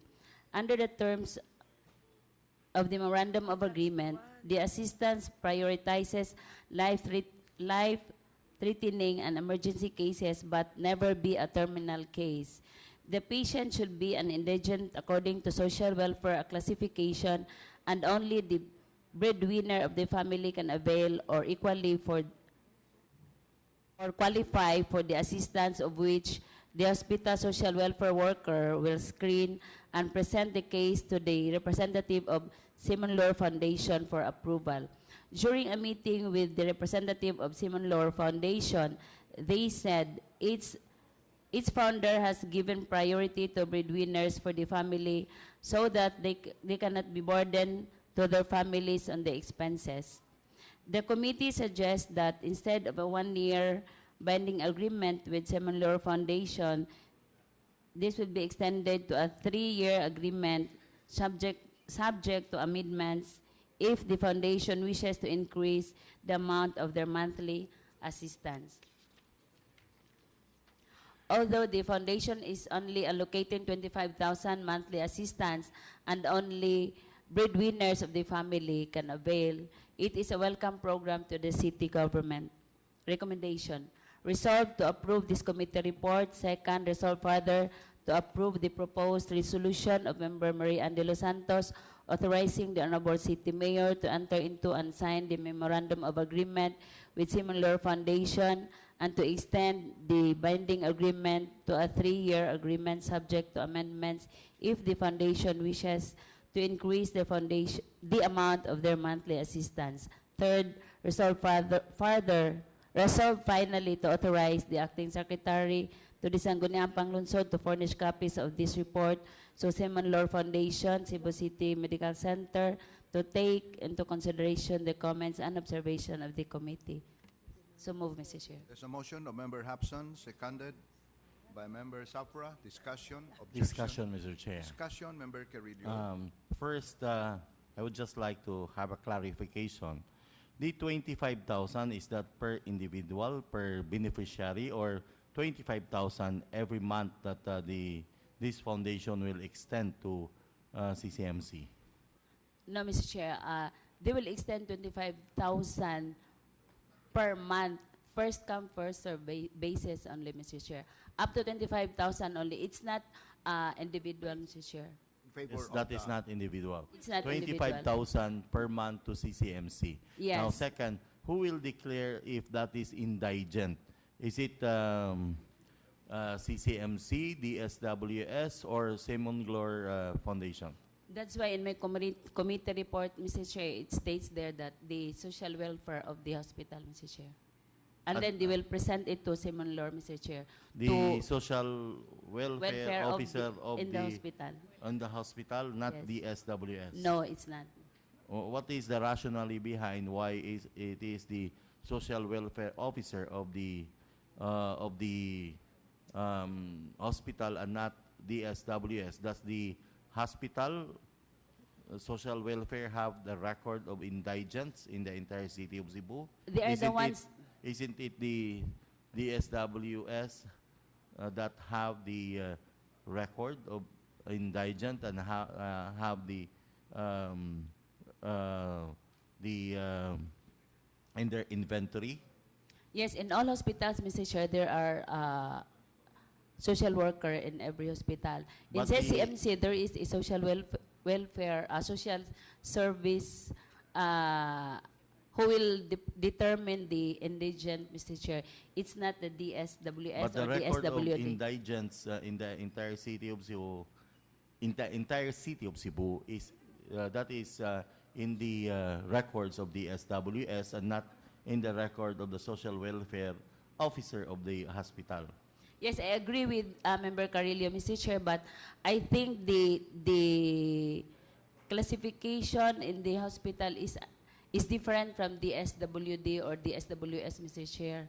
It depends on the social welfare of the Assessment of the social welfare. Yes, Mr. Chair. So They are the ones who will assist the patient, Mr. Chair. the reason behind why I raised this concern, Mrs. Chair, if that is only the social welfare of the hospital that will base and make a recommendation of indigency without records from concerned agencies like DSWS, that would become very, very subjective and not very objective, because that they will only base on the looks probably of the client or patient that will go there, and not on the records that is based officially in the SWS or the SWD. Mr. Chair. Mr. Chair. I think they have their own procedure or guidelines in the hospital, Mr. Chair. And I don't think all, in the SWS or the SWD, I don't think all the indigent in the whole city of Cebu na-adjun sila record. I don't think so, Mr. Chair. That's only my Mr. Chair. preference. Second, let me continue, Mr. Chair, with my comments, Mr. Chair. Now, in the recommendation of the committee, instead of 1 year, because this is contained in the memorandum of agreement, the binding effect of the contract or memorandum of agreement is 1 year, and this was already signed by the donee or himself. Now, remember, the memorandum of agreement is a bilateral contract. That means we cannot change on the part of the city imposed to the donor himself the condition. That's why I think if we are going to extend this to 3 years, this would need consent from the Simon Lohr Foundation, Mr. Chair. especially the one signing in behalf of the agreement, Mr. Derek Choa. Mr. That's Chair. only a comment, Mr. Chair. Thank you, Mr. Mr. Chair. Chair, that's why, Mr. Chair, in my committee report, we have had a meeting with the representative of Simon Lohr Foundation. That's why we made an agreement to extend 3 years, Mr. Chair. So they will change the contract, Mr. Thank Chair. you. Member Gabuya, you want to say something? Yeah, on the question of who will determine the indigency of the patient, Mr. Chair, it is the standard operating procedure of the DSWS or the social worker assigned to any of the hospitals to request that patient for a barangay clearance or barangay indigency clearance, Mr. Chair. In other words, there is a procedure for that that's Yeah, being that's followed. right, Mr. Chair. Any more objection, discussion? There being none, the motion is carried. Next, committee Mr. reports Chair, from the ad hoc. corollary, Mr. Chair. Corollary motion. In view of the favorable recommendation, I move for the approval of this There's a resolution. corollary motion of Member De Los Santos. Mr. Chair, may I Yes. suggest with Member Marian De Los Santos just to wait the new MOA from Simon Lohr, Mr. Chair. They will change it from 1 year to 3 years, Mr. Chair. That's what I'm saying, Mr. Chair, because the memorandum of agreement has to be altered, especially on the binding effect of the contract or agreement from 1 year to 3 years. Yes. That has to be submitted first, Mr. Chair. Yes, that's why we have had a meeting last Monday, Mr. Chair. So they will submit another MOA for a 3-year period, Mr. Member Chair. De Los Santos? I yield, Mr. Chair. So it has not yet been seconded, so we can just have it withdrawn even without any discussion. It's withdrawn. Okay? Next, committee reports from the ad hoc committee on PAGCOR funds. Member Gabuya Jr. Two please. committee reports, Mr. Go ahead, Chair. Member Gabuya Jr., please. First committee report referred to the ad hoc committee for PAGCOR funds for comments, recommendation, and prioritization.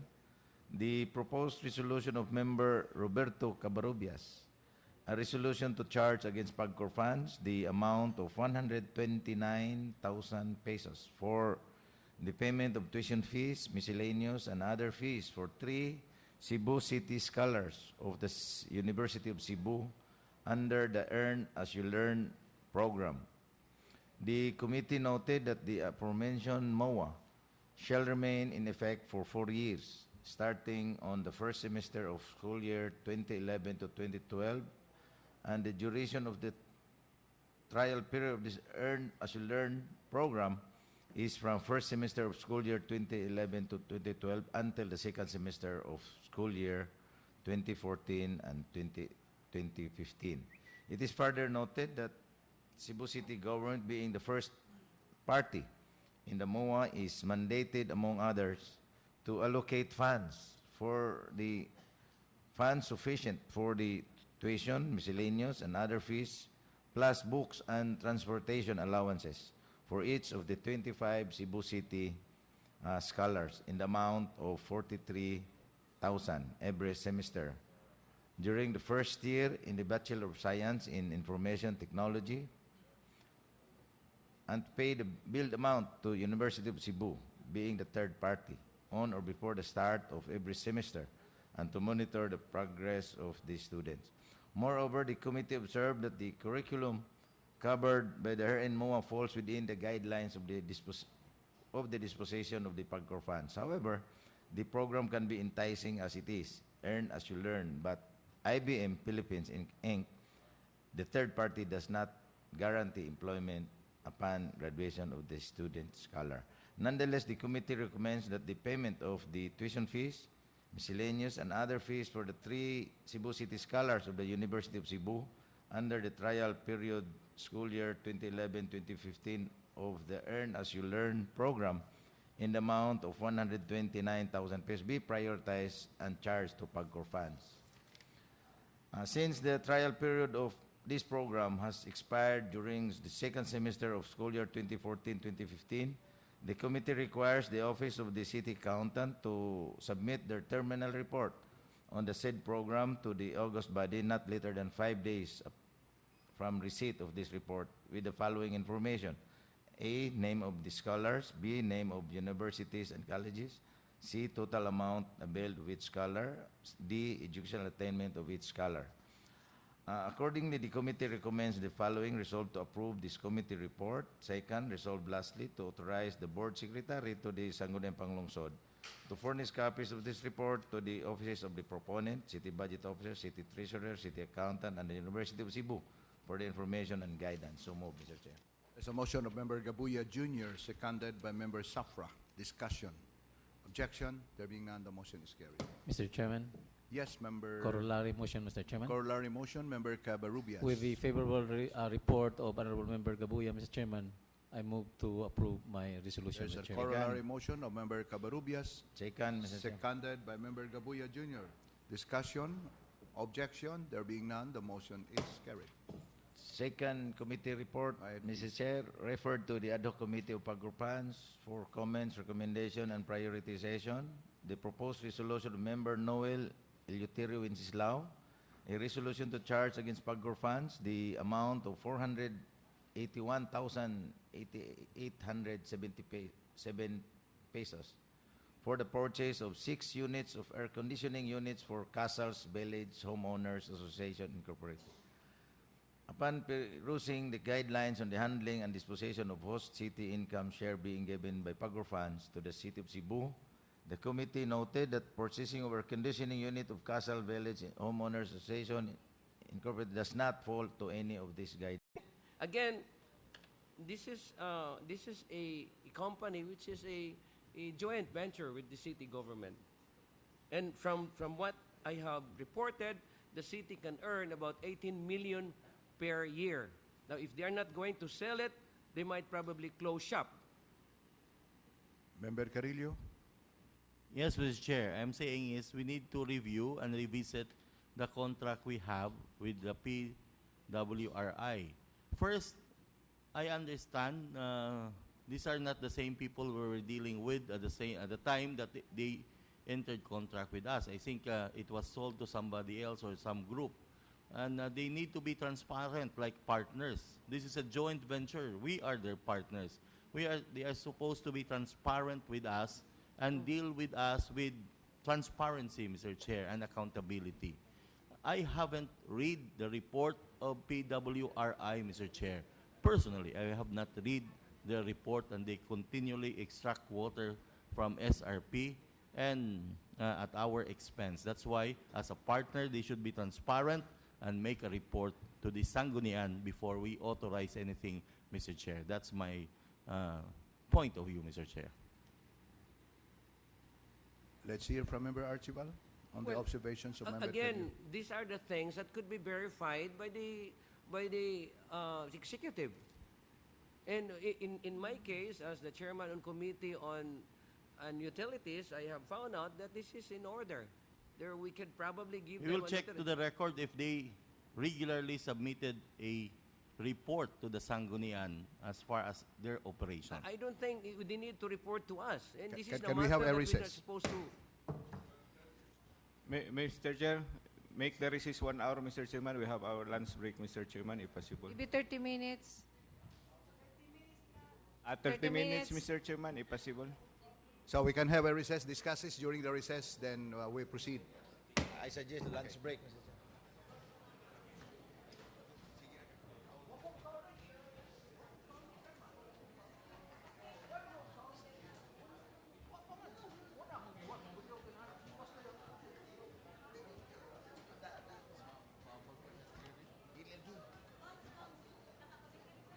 Ang sa imong kuan copy-paste man imong kuan diff man ang kuan.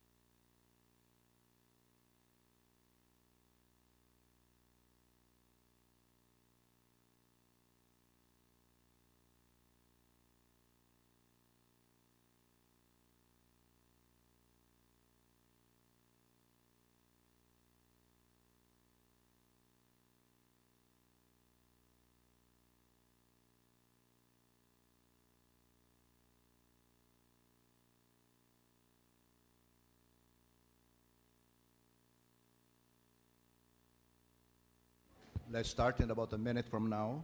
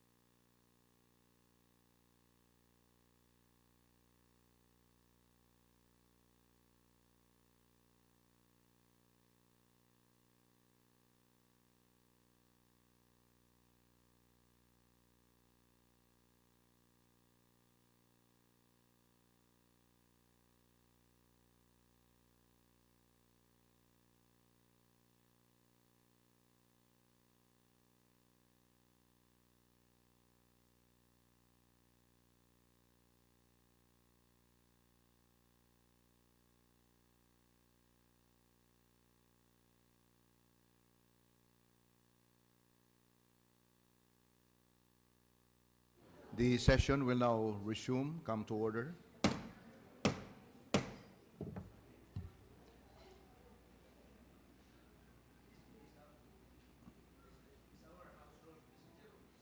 Yes, I think the time that we called the recess was there was a discussion on the motion of Member Archibald Sr. on the committee report. Can we just have another recess? Si Archie, kang ilat kong, yes. No, wait, did not yet.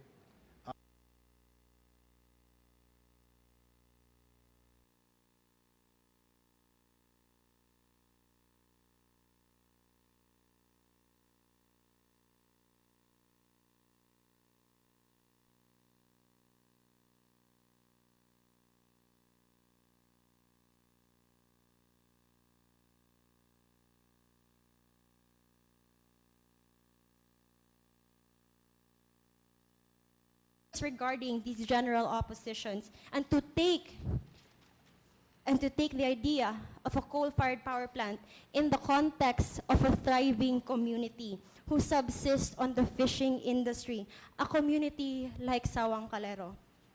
Let us not forget that this proposal sits at the very heart of my community, a thickly populated area as opposed to the usual coal plants located in remote areas where there are no immediate populations nearby. In fact, the plant itself is bordered on all sides by homes of people who have lived there all their lives. Just right at the edge of the plant, there sits a public elementary school. Right beside it, there is a missionary of the poor where people who are sick go for shelter. And beside it, there's a small city who thrive on the buwad or famous Cebuano dried fish industry. These men make a living by the sea, catching fish from the bounties of our water. Then they lay out the fruits of their labor under the Philippine sun. Moreover, fish from the center of the world's marine biodiversity is delivered in Sawang Calero, where they are displayed for purchase, first washed with the very same water from that sea. The approval of the coal plant means that not only the degradation of the water system in Sawang Calero or the mercury poisoning of our very own marine life, it means the gradual obliteration of a thriving industry, an industry unique to Cebu City, which we all have the duty to protect. This means you wipe out the livelihood of several families who have done nothing wrong but make an honest living. Moreover, our fears are not assuaged by the performance of these corporations. In fact, when the very same partner corporation proposed to increase the coal plant, several residents opposed, stressing that the existing plant has already resulted to the degradation of the plant in Sual. In addition to these reports, it has been shown that there are several risks involved, as when on June 20, 2014, the same plant operated by the partner corporation that comes to your door now had to shut down temporarily because of a boiler tube leak. And on the same year of October, they saw extensive damage caused by an oil leak from a ruptured pipe, endangering therein the neighboring Bangus industry. Other risks such as noise pollution, risk of explosion, groundwater seepage are not even adequately addressed by the corporation. For an issue as big as this, the empty promises will simply not do. Naga's 200 megawatt coal plant, smaller than this proposed power plant, is a testament of our worries. These concerns must be understood always in the context that there is a community in the area, that there are people living there, economically dependent on these resources, who've built their lives around the place. And the effects, if this would happen in Sawang Calero, are grimmer, and I shiver at the dangerous possibility. Lastly, this proposal was undertaken in order to provide much-needed electricity for the city, choosing coal as its source as opposed to available renewable resources. As corporations, the choice is primarily influenced by the rate of the return of investment. But to this honorable body, as legislators, as the representatives of Cebuanos, the considerations should not be by numbers alone. The irreparable damage it can possibly cause to the environment, the assault on public health, the degradation of the air, water, land, and most importantly, human resource in Sawang Calero. These hopefully form part of your consideration. Yes, coal is cheap, but it is at the price of human life. I cannot urge this council enough to listen to the voices of clamoring for representation. If it's numbers you want, we have 1,143 signatures gathered in the space of 2 nights to show our unbending stand against coal plants.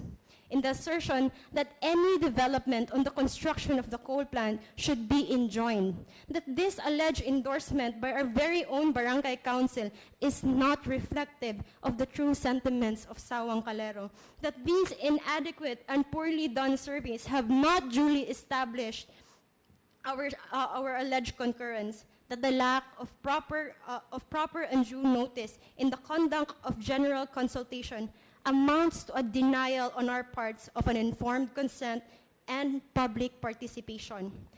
Democratic exercise should not come out of a culture of ignorance.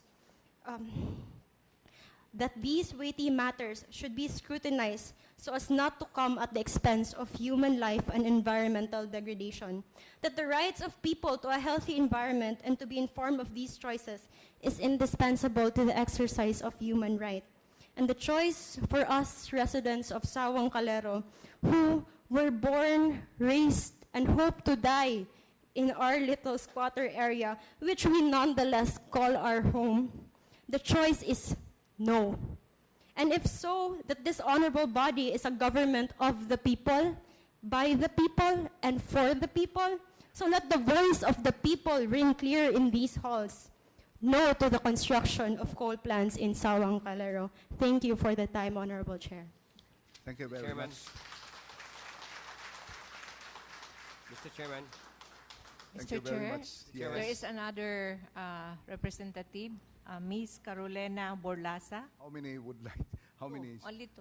Only 2. Okay, let's give each and everyone a chance. This is a democratic country, and we are here to listen to the grievances of people. Mahimusag magbinisaya, ma'am, day. Mahimusag magbinisaya.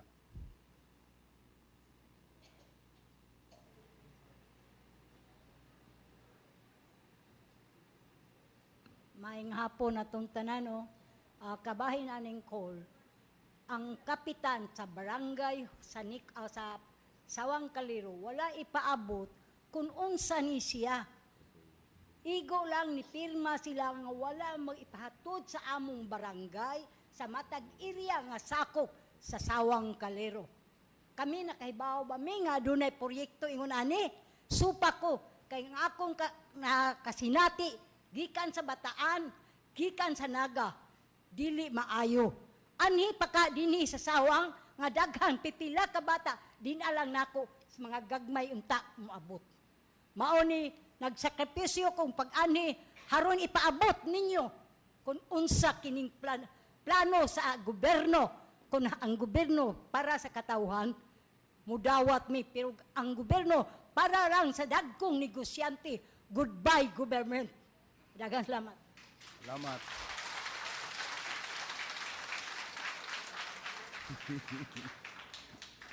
So, what's the pleasure of the body now?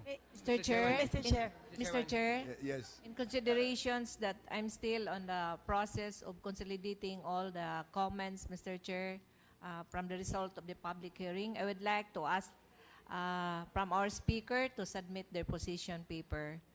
Especially the lady, please submit your position Salazar. paper. That's very enlightening, and of course, if it's possible for you to submit the list of those who signed, Mr. Chairman. because that's very enlightening. Thank you. And then, let's hear now from Member Archie Balsinger. Mr. Chairman, katong last nga speaker. Pwede sa dikaw, please.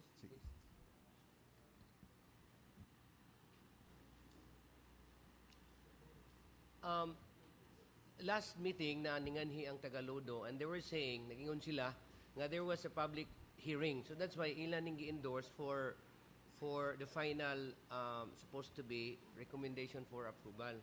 So again, akong gi-repeat nga niingon ang Ludo nga nag public hearing na sila dito sa Sawang Calero. Yes, I am. I think ayaw lang palihog og kuan ha kay siya ra may gipangutana ha. Ay lang mong tubag. Sige lang. Anyway, nakadungog. Ay lang. Siya ra usara gipangutana. Okay.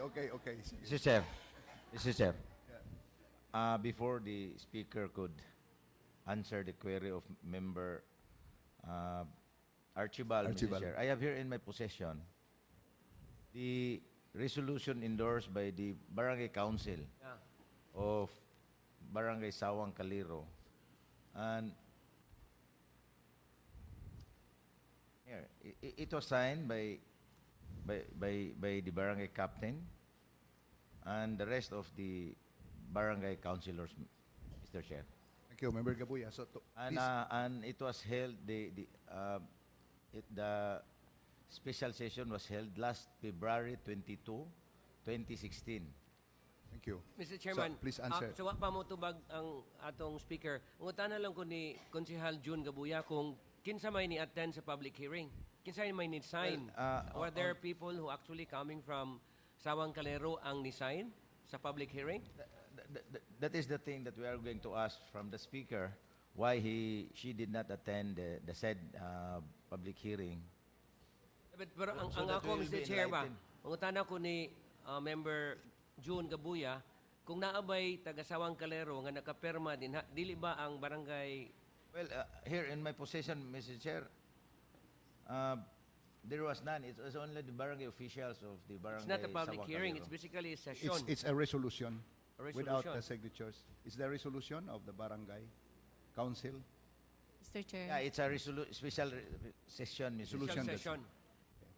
So, can we now? Yeah, please answer, Ms. Dini. Honorable Chair, I believe that, as previously stated, I said that there was lack of due notice on our part.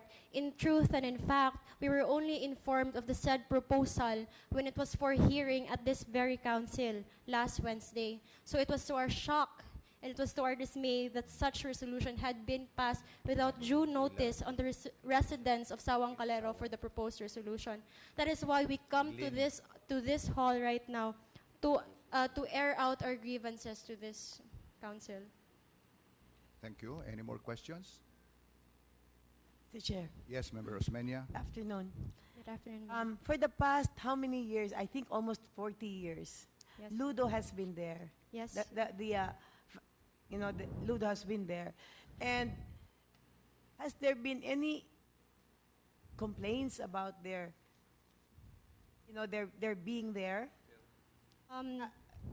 Or any health problems? I'm just curious because Actually, I'm only 23 years Yes. old, but I believe that I have talked enough with my with the constituents and the residents of the area. And if I could speak in behalf of their experience, I would say that previously, when Ludo was operating a copra plant in the area, the residents had actually complained of cough, asthma, minor lung health problems, and they would complain about the risk of explosion because if I may share to this honorable body, my experience when I was young is that when Ludo would actually signal with their bell that there is a fire or conflagration inside the compound, we would run to the area.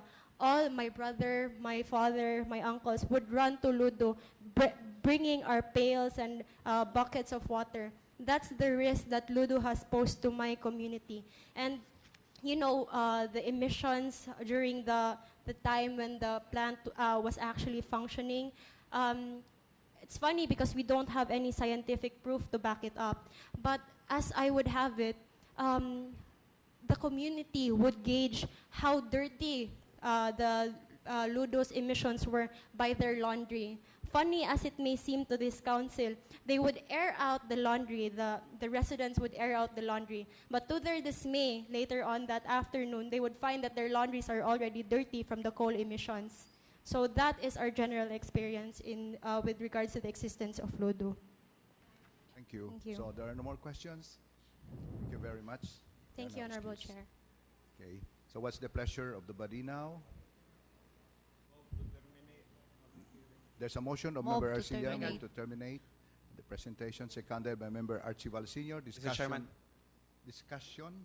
Discussion. Discussion, Just Member Dizon. One quick remark, Mr. Chairman, on the issue at hand. You know, kining mga planta nga gipadagan sa coal, had been abandoned by so many countries in the world. Daghan na kay mga nasod sa tibuok kalibutan nga wa na mo gamit ani nga klase nga teknolohiya. And to my surprise, Mr. Chairman, nganong kita ron, we are trying to embrace this poisonous adventure. Ug para nako, this is harakiri in the modern times. Nga mismo sa tunga sa atong syudad ibutang na nato ang coal power plant. Kung doon naman gani makabenepisyo aning mga coal-fired power plants nato, ang mga plant vendor, ang mga tag-iya, ang mga nagpasiugdan ini, samtang malinawon silang mga tug, panahon sa kagabion nga makahanggap sila og presko nga hangin sa mga lugar nga namuyo sila, mga exclusive subdivisions. Pero kining mga tao nga nadi asawang kaliro nga duol nagpuyo sa mga coal power sa maong planta, mo'y makahanggap sa makahilong aso gikan sa maong planta. So, Mr. Chairman, this representation would like to manifest my strong objection to the proposed project. Madam Secretary, just be it noted, dili lang unta ta mamakpak ba, pero di man mo kapugong. Wa untay pakpak kay sa among rules, di man ta unta pwede mo pakpak. Pero di man kapugngan inyong gibati. Sige na lang, excuse lang una ron ha. Mr. Chair. Sige. Mr. Chair, as I peruse all the documents here, Mr. Chair, it was only Barangay Pasil, Barangay Dulo who conducted public hearing. As of for Barangay Sawang Kalir, they have none. Okay. Just make it of record, Madam Secretary. Make it of record. All the observations, the comments, the questions and answers as a result of the presentation of Ms. Mr. Chairman, before going into that, since there was no public hearing from the Committee on Environment, does Member Cabrera made a manifestation that there should be a public hearing before anything else? I can pass. Yes, we've done the public hearing. I requested from this, that's why we have a public hearing last Wednesday on this issue. Yeah, but I received some complaint coming from the resident. They submitted their petitions. That's why from the barangay. Yeah, Mr. Chairman, during that public hearing, the people who were here, and most of them are the proponents. The proponents and the City Health Department Yeah, but and there from was the no. ENB. I think, if I can remember, there was no representation coming from the residents. We invited them. We invited them. Elementary position. Can we just lift the suspension order so that everything will be proper? If there is an intention to pass or to propose a corollary motion, Mr. Chairman, I'm sorry. I intend to pass a corollary motion to this effect, but I don't know if it is parliamentary correct. well, it's up to the body. Considering- It's up to the body if it reaches that the vote required to, So yeah, can I pass it? Yes. So I move to lift the suspension there was already a order first. motion lift. There was a motion to lift, and we're on the discussion portion. Discussion, objection. There being none, the motion. Corollary motion, Can we Mr. have Chair. corollary motions now? Corollary motion, Mr. Chair, to direct the Barangay Sawang Kaliro Council to conduct a public hearing to determine the sentiments of the constituents of their barangay. I'm referring to the Barangay Sawang Kaliro, Mr. Chair. There's a motion of Member Gabuya Jr. Seconded by Member Discussion. Archibald Sr. Now, let's Discussion, have- Mr. Chairman. yeah, Archibald Sr. Seconded by Member Archibald Sr. Now discussion. Yes, if only Sawang Calero, since you were saying that, since Member Gabuya was saying that Pasil and the other barangay nearby is already having that public hearing? What I Mr. hear- Chair. Yeah, Member the three Cabrera. barangays have submitted to my office the resolution endorsing and no objection of this project. I received from Barangay Sawang Calero, Dolo Patema, and uh, it's only two. Lolo Patime and Sawang Calero. Pasel. And they also, part of their resolution is they have conducted the public hearing in their area with with the respondent. For example, in Sawang Calero, the respondent is 245. And agreed 227, disagreed 12, undecided 6. So from Dolho Patema, the respondent is 160, agreed is 138, disagree is 21, and undecided is 1. That's why I called for public hearing last Wednesday. Yeah, Mr. Chairman, Yes, ang intent member. bang good ni Member Gabuya is that maghimutag public hearing. And from the documents na gihatag ni Member Cabrera, nahumana na ang public hearing sa tulo. In fact, na favorable response.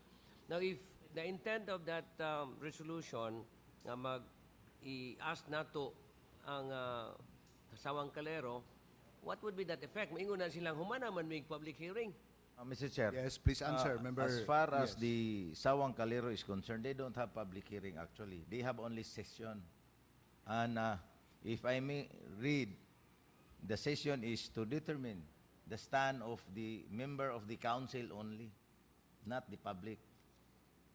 But And these Not the residents are willing to constituents. attend during that public hearing if that is being called upon by Mutunga mo? Sila, Mr. Chairman, ang kanimang mga residents, I'm sure they wanted really.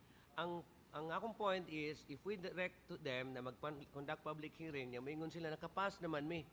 How are we going to let them realize that, look, the people needs this public hearing? But again, the Sawang Calero have not done any public hearing actually. That's why you're asking the barangay itself to call for a public hearing Call for a and to public invite particularly these residents who are really vehemently opposing. Mr. Chair. Yes, Mr. Chair.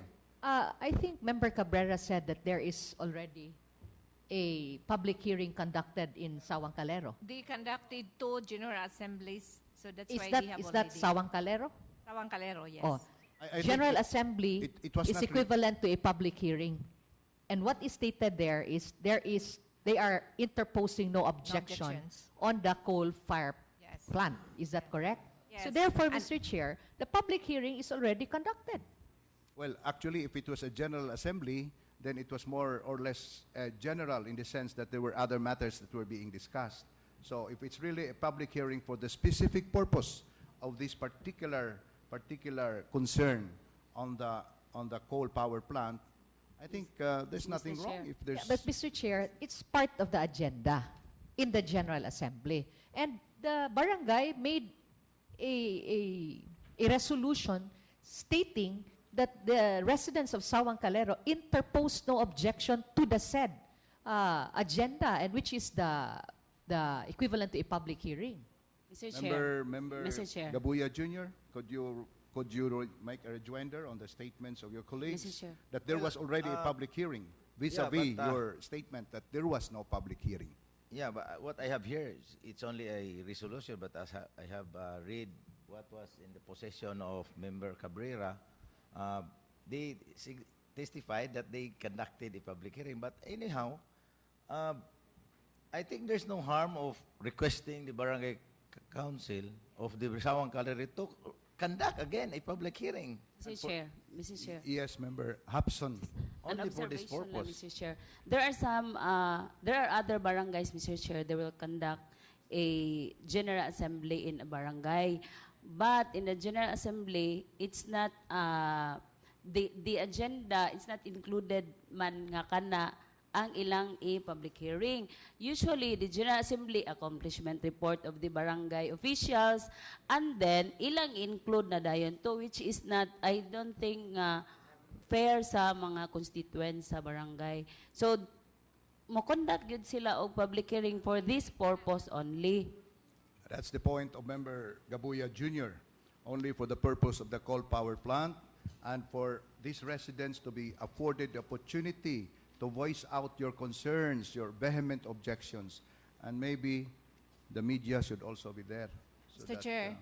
That's why I collect this data, Mr. Chair, and I'm still in the process of making my comprehensive report. And public hearing on my part as the Committee on Environment is a must for me. Yes. So even without this approval from the council, I will write to the Barangay Council of Sawang Calero to conduct a public hearing so that I can consolidate all my reports. So actually, that has the same gist or tenor of the proposed resolution of Member Gabuya Jr. Okay, Member Mr. Gabuya? Chairman, last na lang. Mr. Chair. Let's hear from Member Archibald and Member De Los Santos. Since we need that badly, and I'm sure the people here in the gallery wants that public hearing, I would really suggest that if the proponent would be okay, that Member Gabuya would put the date so that that public hearing will now be used by Councilor Anida to, as an input to the report. Thank you. Well, yes. I cannot really impose what date for them to conduct a public hearing because Yeah, we can. Mr. Chair, I think to resolve this matter, unless we have, unless Mr. Chair, Let's talk one by one. unless Mr. Chair, Then let's hear from Member Andales. to resolve this matter, I think the Committee on the Environment will be the one to make a report, collating all the position papers for or against the coal plant. And if there is a recommendation from the committee itself that it needs a public hearing in the two barangays, I think that will be suffice if that will be embodied in the committee report. So we'll let the Committee on Environment make a report on this issue in view of the submission of the written position paper.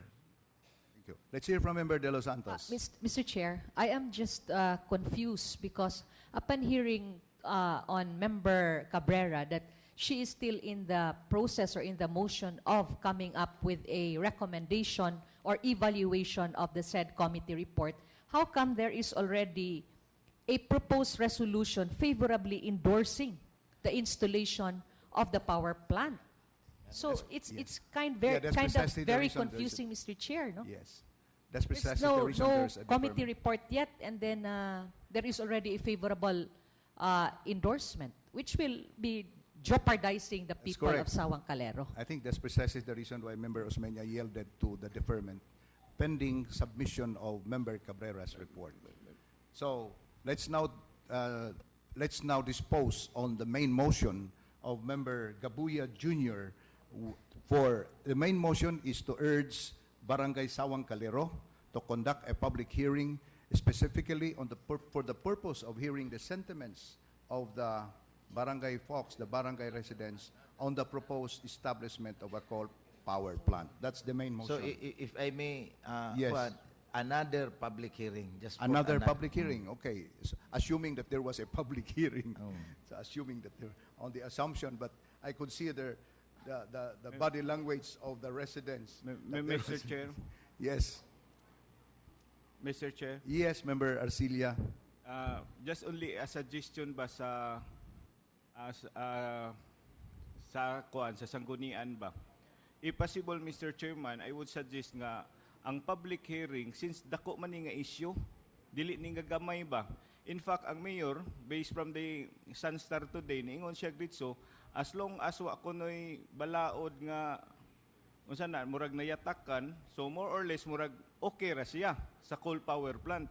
Pero ang kani siya nga issue, no, naa naman ni sa City Council, ato man ning gituki ron sa City Council, I would suggest nga ang mukandak sa public hearing in preparation sa report sa di Member Cabrera, ari na lang sa City Council para way bias siguro.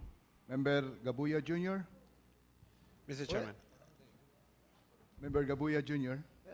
it would be fine, Mr. Chair, to conduct it here and inviting all the concerned and the barangay officials of the neighboring barangays of Lodo and Mr. Chairman. those concerned parties. Yes, Member Cabrera. Yeah, Mr. I Chairman. suggest that the public hearing on the 3 barangays should be conducted in the area, Mr. Chair. In the area. As part of in preparations, because as of now, the proponent, I asked for the draft of the EIA so that I can also consolidate based on the actual sentiment of the resident, Mr. Chair, has not been submitted. So by this, naabot naman ni Dinhi, I would like to ask the members of the council to conduct the public hearing on the 3 areas, Mr. Chair. So Mr. Chairman. we'd rather, if, yes, Member Dizon. Thank you, Mr. Chairman. While it is true that the proposed project is situated in Sawang Calero, but we cannot deny the fact, Mr. Chairman, that ang epekto ni ining maong nga planta ma-confine lang diha sa Sawang Calero o sa mga neighboring barangays. Ang tibuok syudad sa Sugbo, kinahanglan natong konsultaon ani Mr. Chairman kay para nako dili lang ni issue sa Sawang Calero, kundi issue ni sa tibuok dakbayan sa Sugbo. So mo na akong, that is my my humble belief, Mr. Chairman, and just a quick respond to the observation of Member Alvin Arcilla based on the niingon nga walay balaod nga nalapas kung magtukod ta o coal power plant diya sa Sawang Calero. Let me remind the mayor of Cebu City that putting up a coal plant would be contrary to the Philippine commitment to reduce carbon emissions by 70% by year 2030 under the Paris Agreement on Climate Change. Ni pirma ang atong gobyerno niini. Ambot kung nasayod baka atong mayor nga ni adto siya sa Paris, itambong siya konferensya, wa siya mahibalo nga usa ni sa mga agreements nga gipirmahan dito nga i-reduce pakunhuron ang carbon emissions by 70% by the year 2030. Well, if the chair may say, okay, we can have a public hearing through the council, invite all the stakeholders, all the barangay, and maybe we can hold it at the social hall so that it can accommodate everybody. Social hall, para daghang maka-attend. Mr. Chair? Yes. I just want clarification. So we will hold the public hearing for all the barangays For concerned? all those involved, all stakeholders. So And everybody, all- anybody who's interested, anybody, okay. if you've not a resident maybe- of that barangay, Would it be possible or more practical? Wouldn't it be more practical if we held it in their area, like maybe in the San Nicolas gym? San The San Nicolas Nicolas, Sawang Calero. Is that the Sawang Calero gym? The one across the Sawang Calero, the Sports Institute, ba? Or like the Sports Institute? I think it's big enough to hold. Yes, because it will be inconvenient for them to come here also. Mr. Chair? can we have silence, please? No? Sige. We will just have a recess for a while, no? Okay, let's discuss this.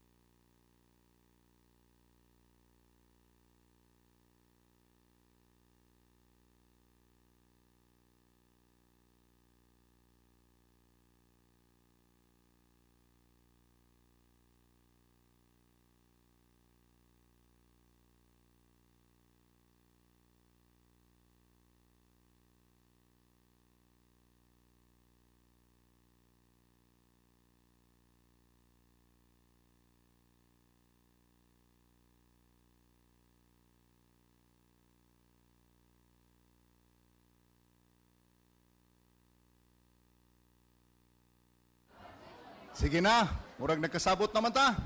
Sige na. Okay, kay hapit na. O, muhilom mo sa ta, muhilom. Lagi. Sige na, balik na mo lingkod niya. Ayaw na mo pamakpak, ha?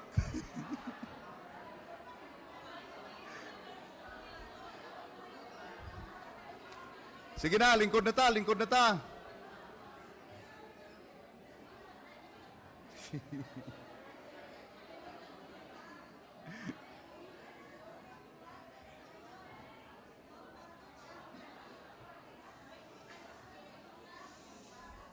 Manlingkod na ta. 2 minutes more kay para makapadayon ta.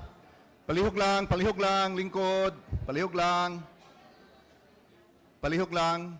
Where is member Gabuya? Because I think it is his motion that is being under, yes, he's there. John.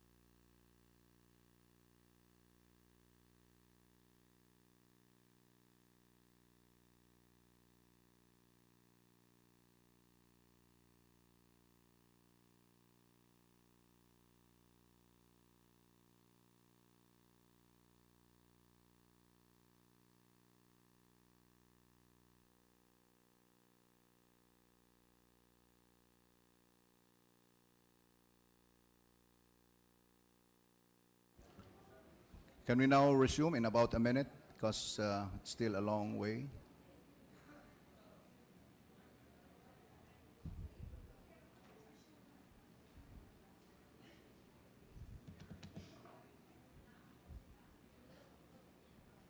Okay. Session is now resumed. Let's finish the discussion. Member Gabuya Jr., I think we are on the discussion portion. Sige.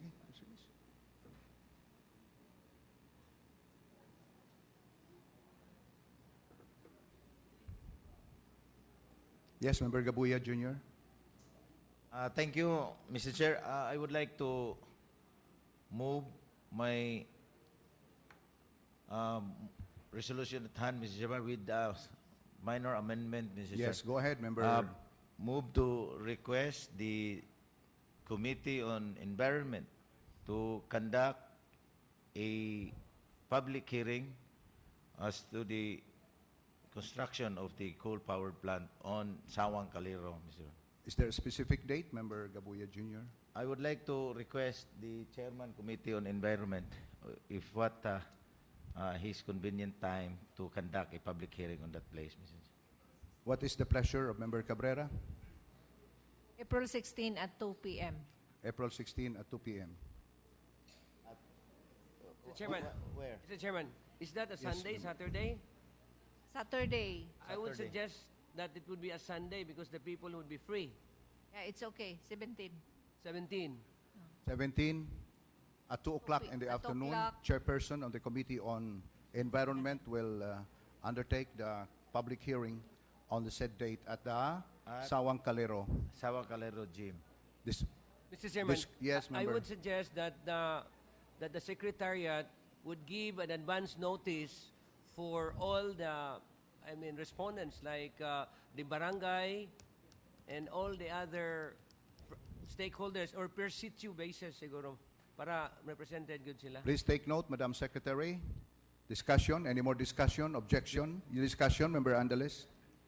I'm just concerned. There are 3 barangays involved here. You have Pasil, you have Dolo Fatima.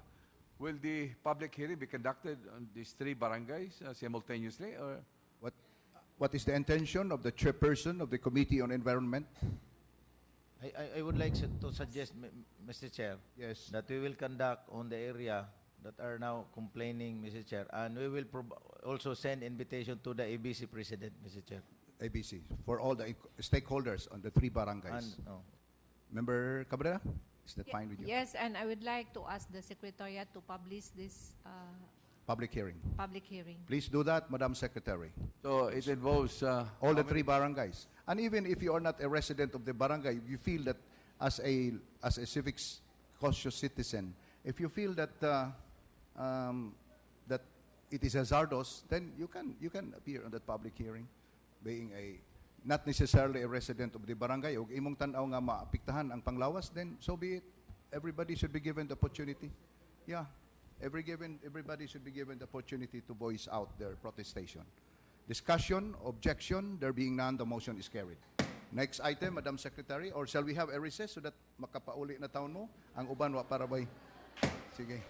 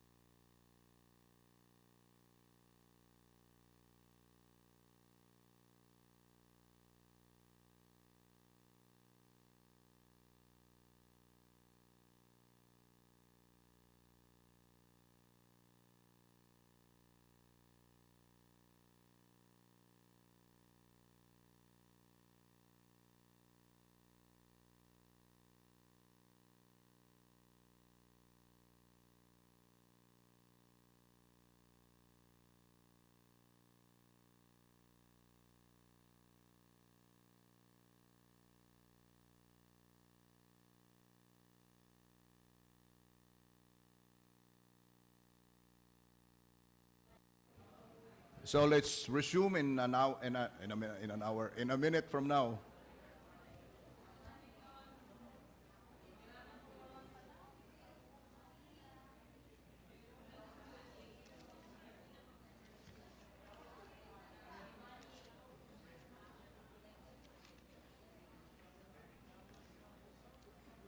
Session resumed. Madam Secretary, next order. Item 11, proposed resolutions of Member Tumulak. Who will take the cudgel for Member Tumulak? Mr. Chair, in Yes, behalf Ryan. of Member Tumulak for items A and B of number 11, moving for its approval. There's a motion for approval. Member De Los Santos on behalf of Member Tumulak, seconded by Member Hapson. Discussion, objection. Discussion with the chair. Discussion, Yes, Member Andales. In letter A, how much do we spend in case there is fire? What are the available resources that we are going to give? I'm not familiar with this. Mr. Chair, I'm sorry, but I cannot answer in relation to the query of Because Member Andales. This is the resolution of Member Tumulak. Yeah, because So, if, I'm would just you- wondering how. Would you seek deferment or deferment until Tumulak would be Yeah, back? 1 week deferment? 1 week deferment. Mr. 1 Chair. week deferment. Item 12, proposed resolution of Member Zafra. Member Mr. Zapra. Chair. Mr. Chair, Yeah, Mr. Mr. Chair, Chair. Yes, the member. deferment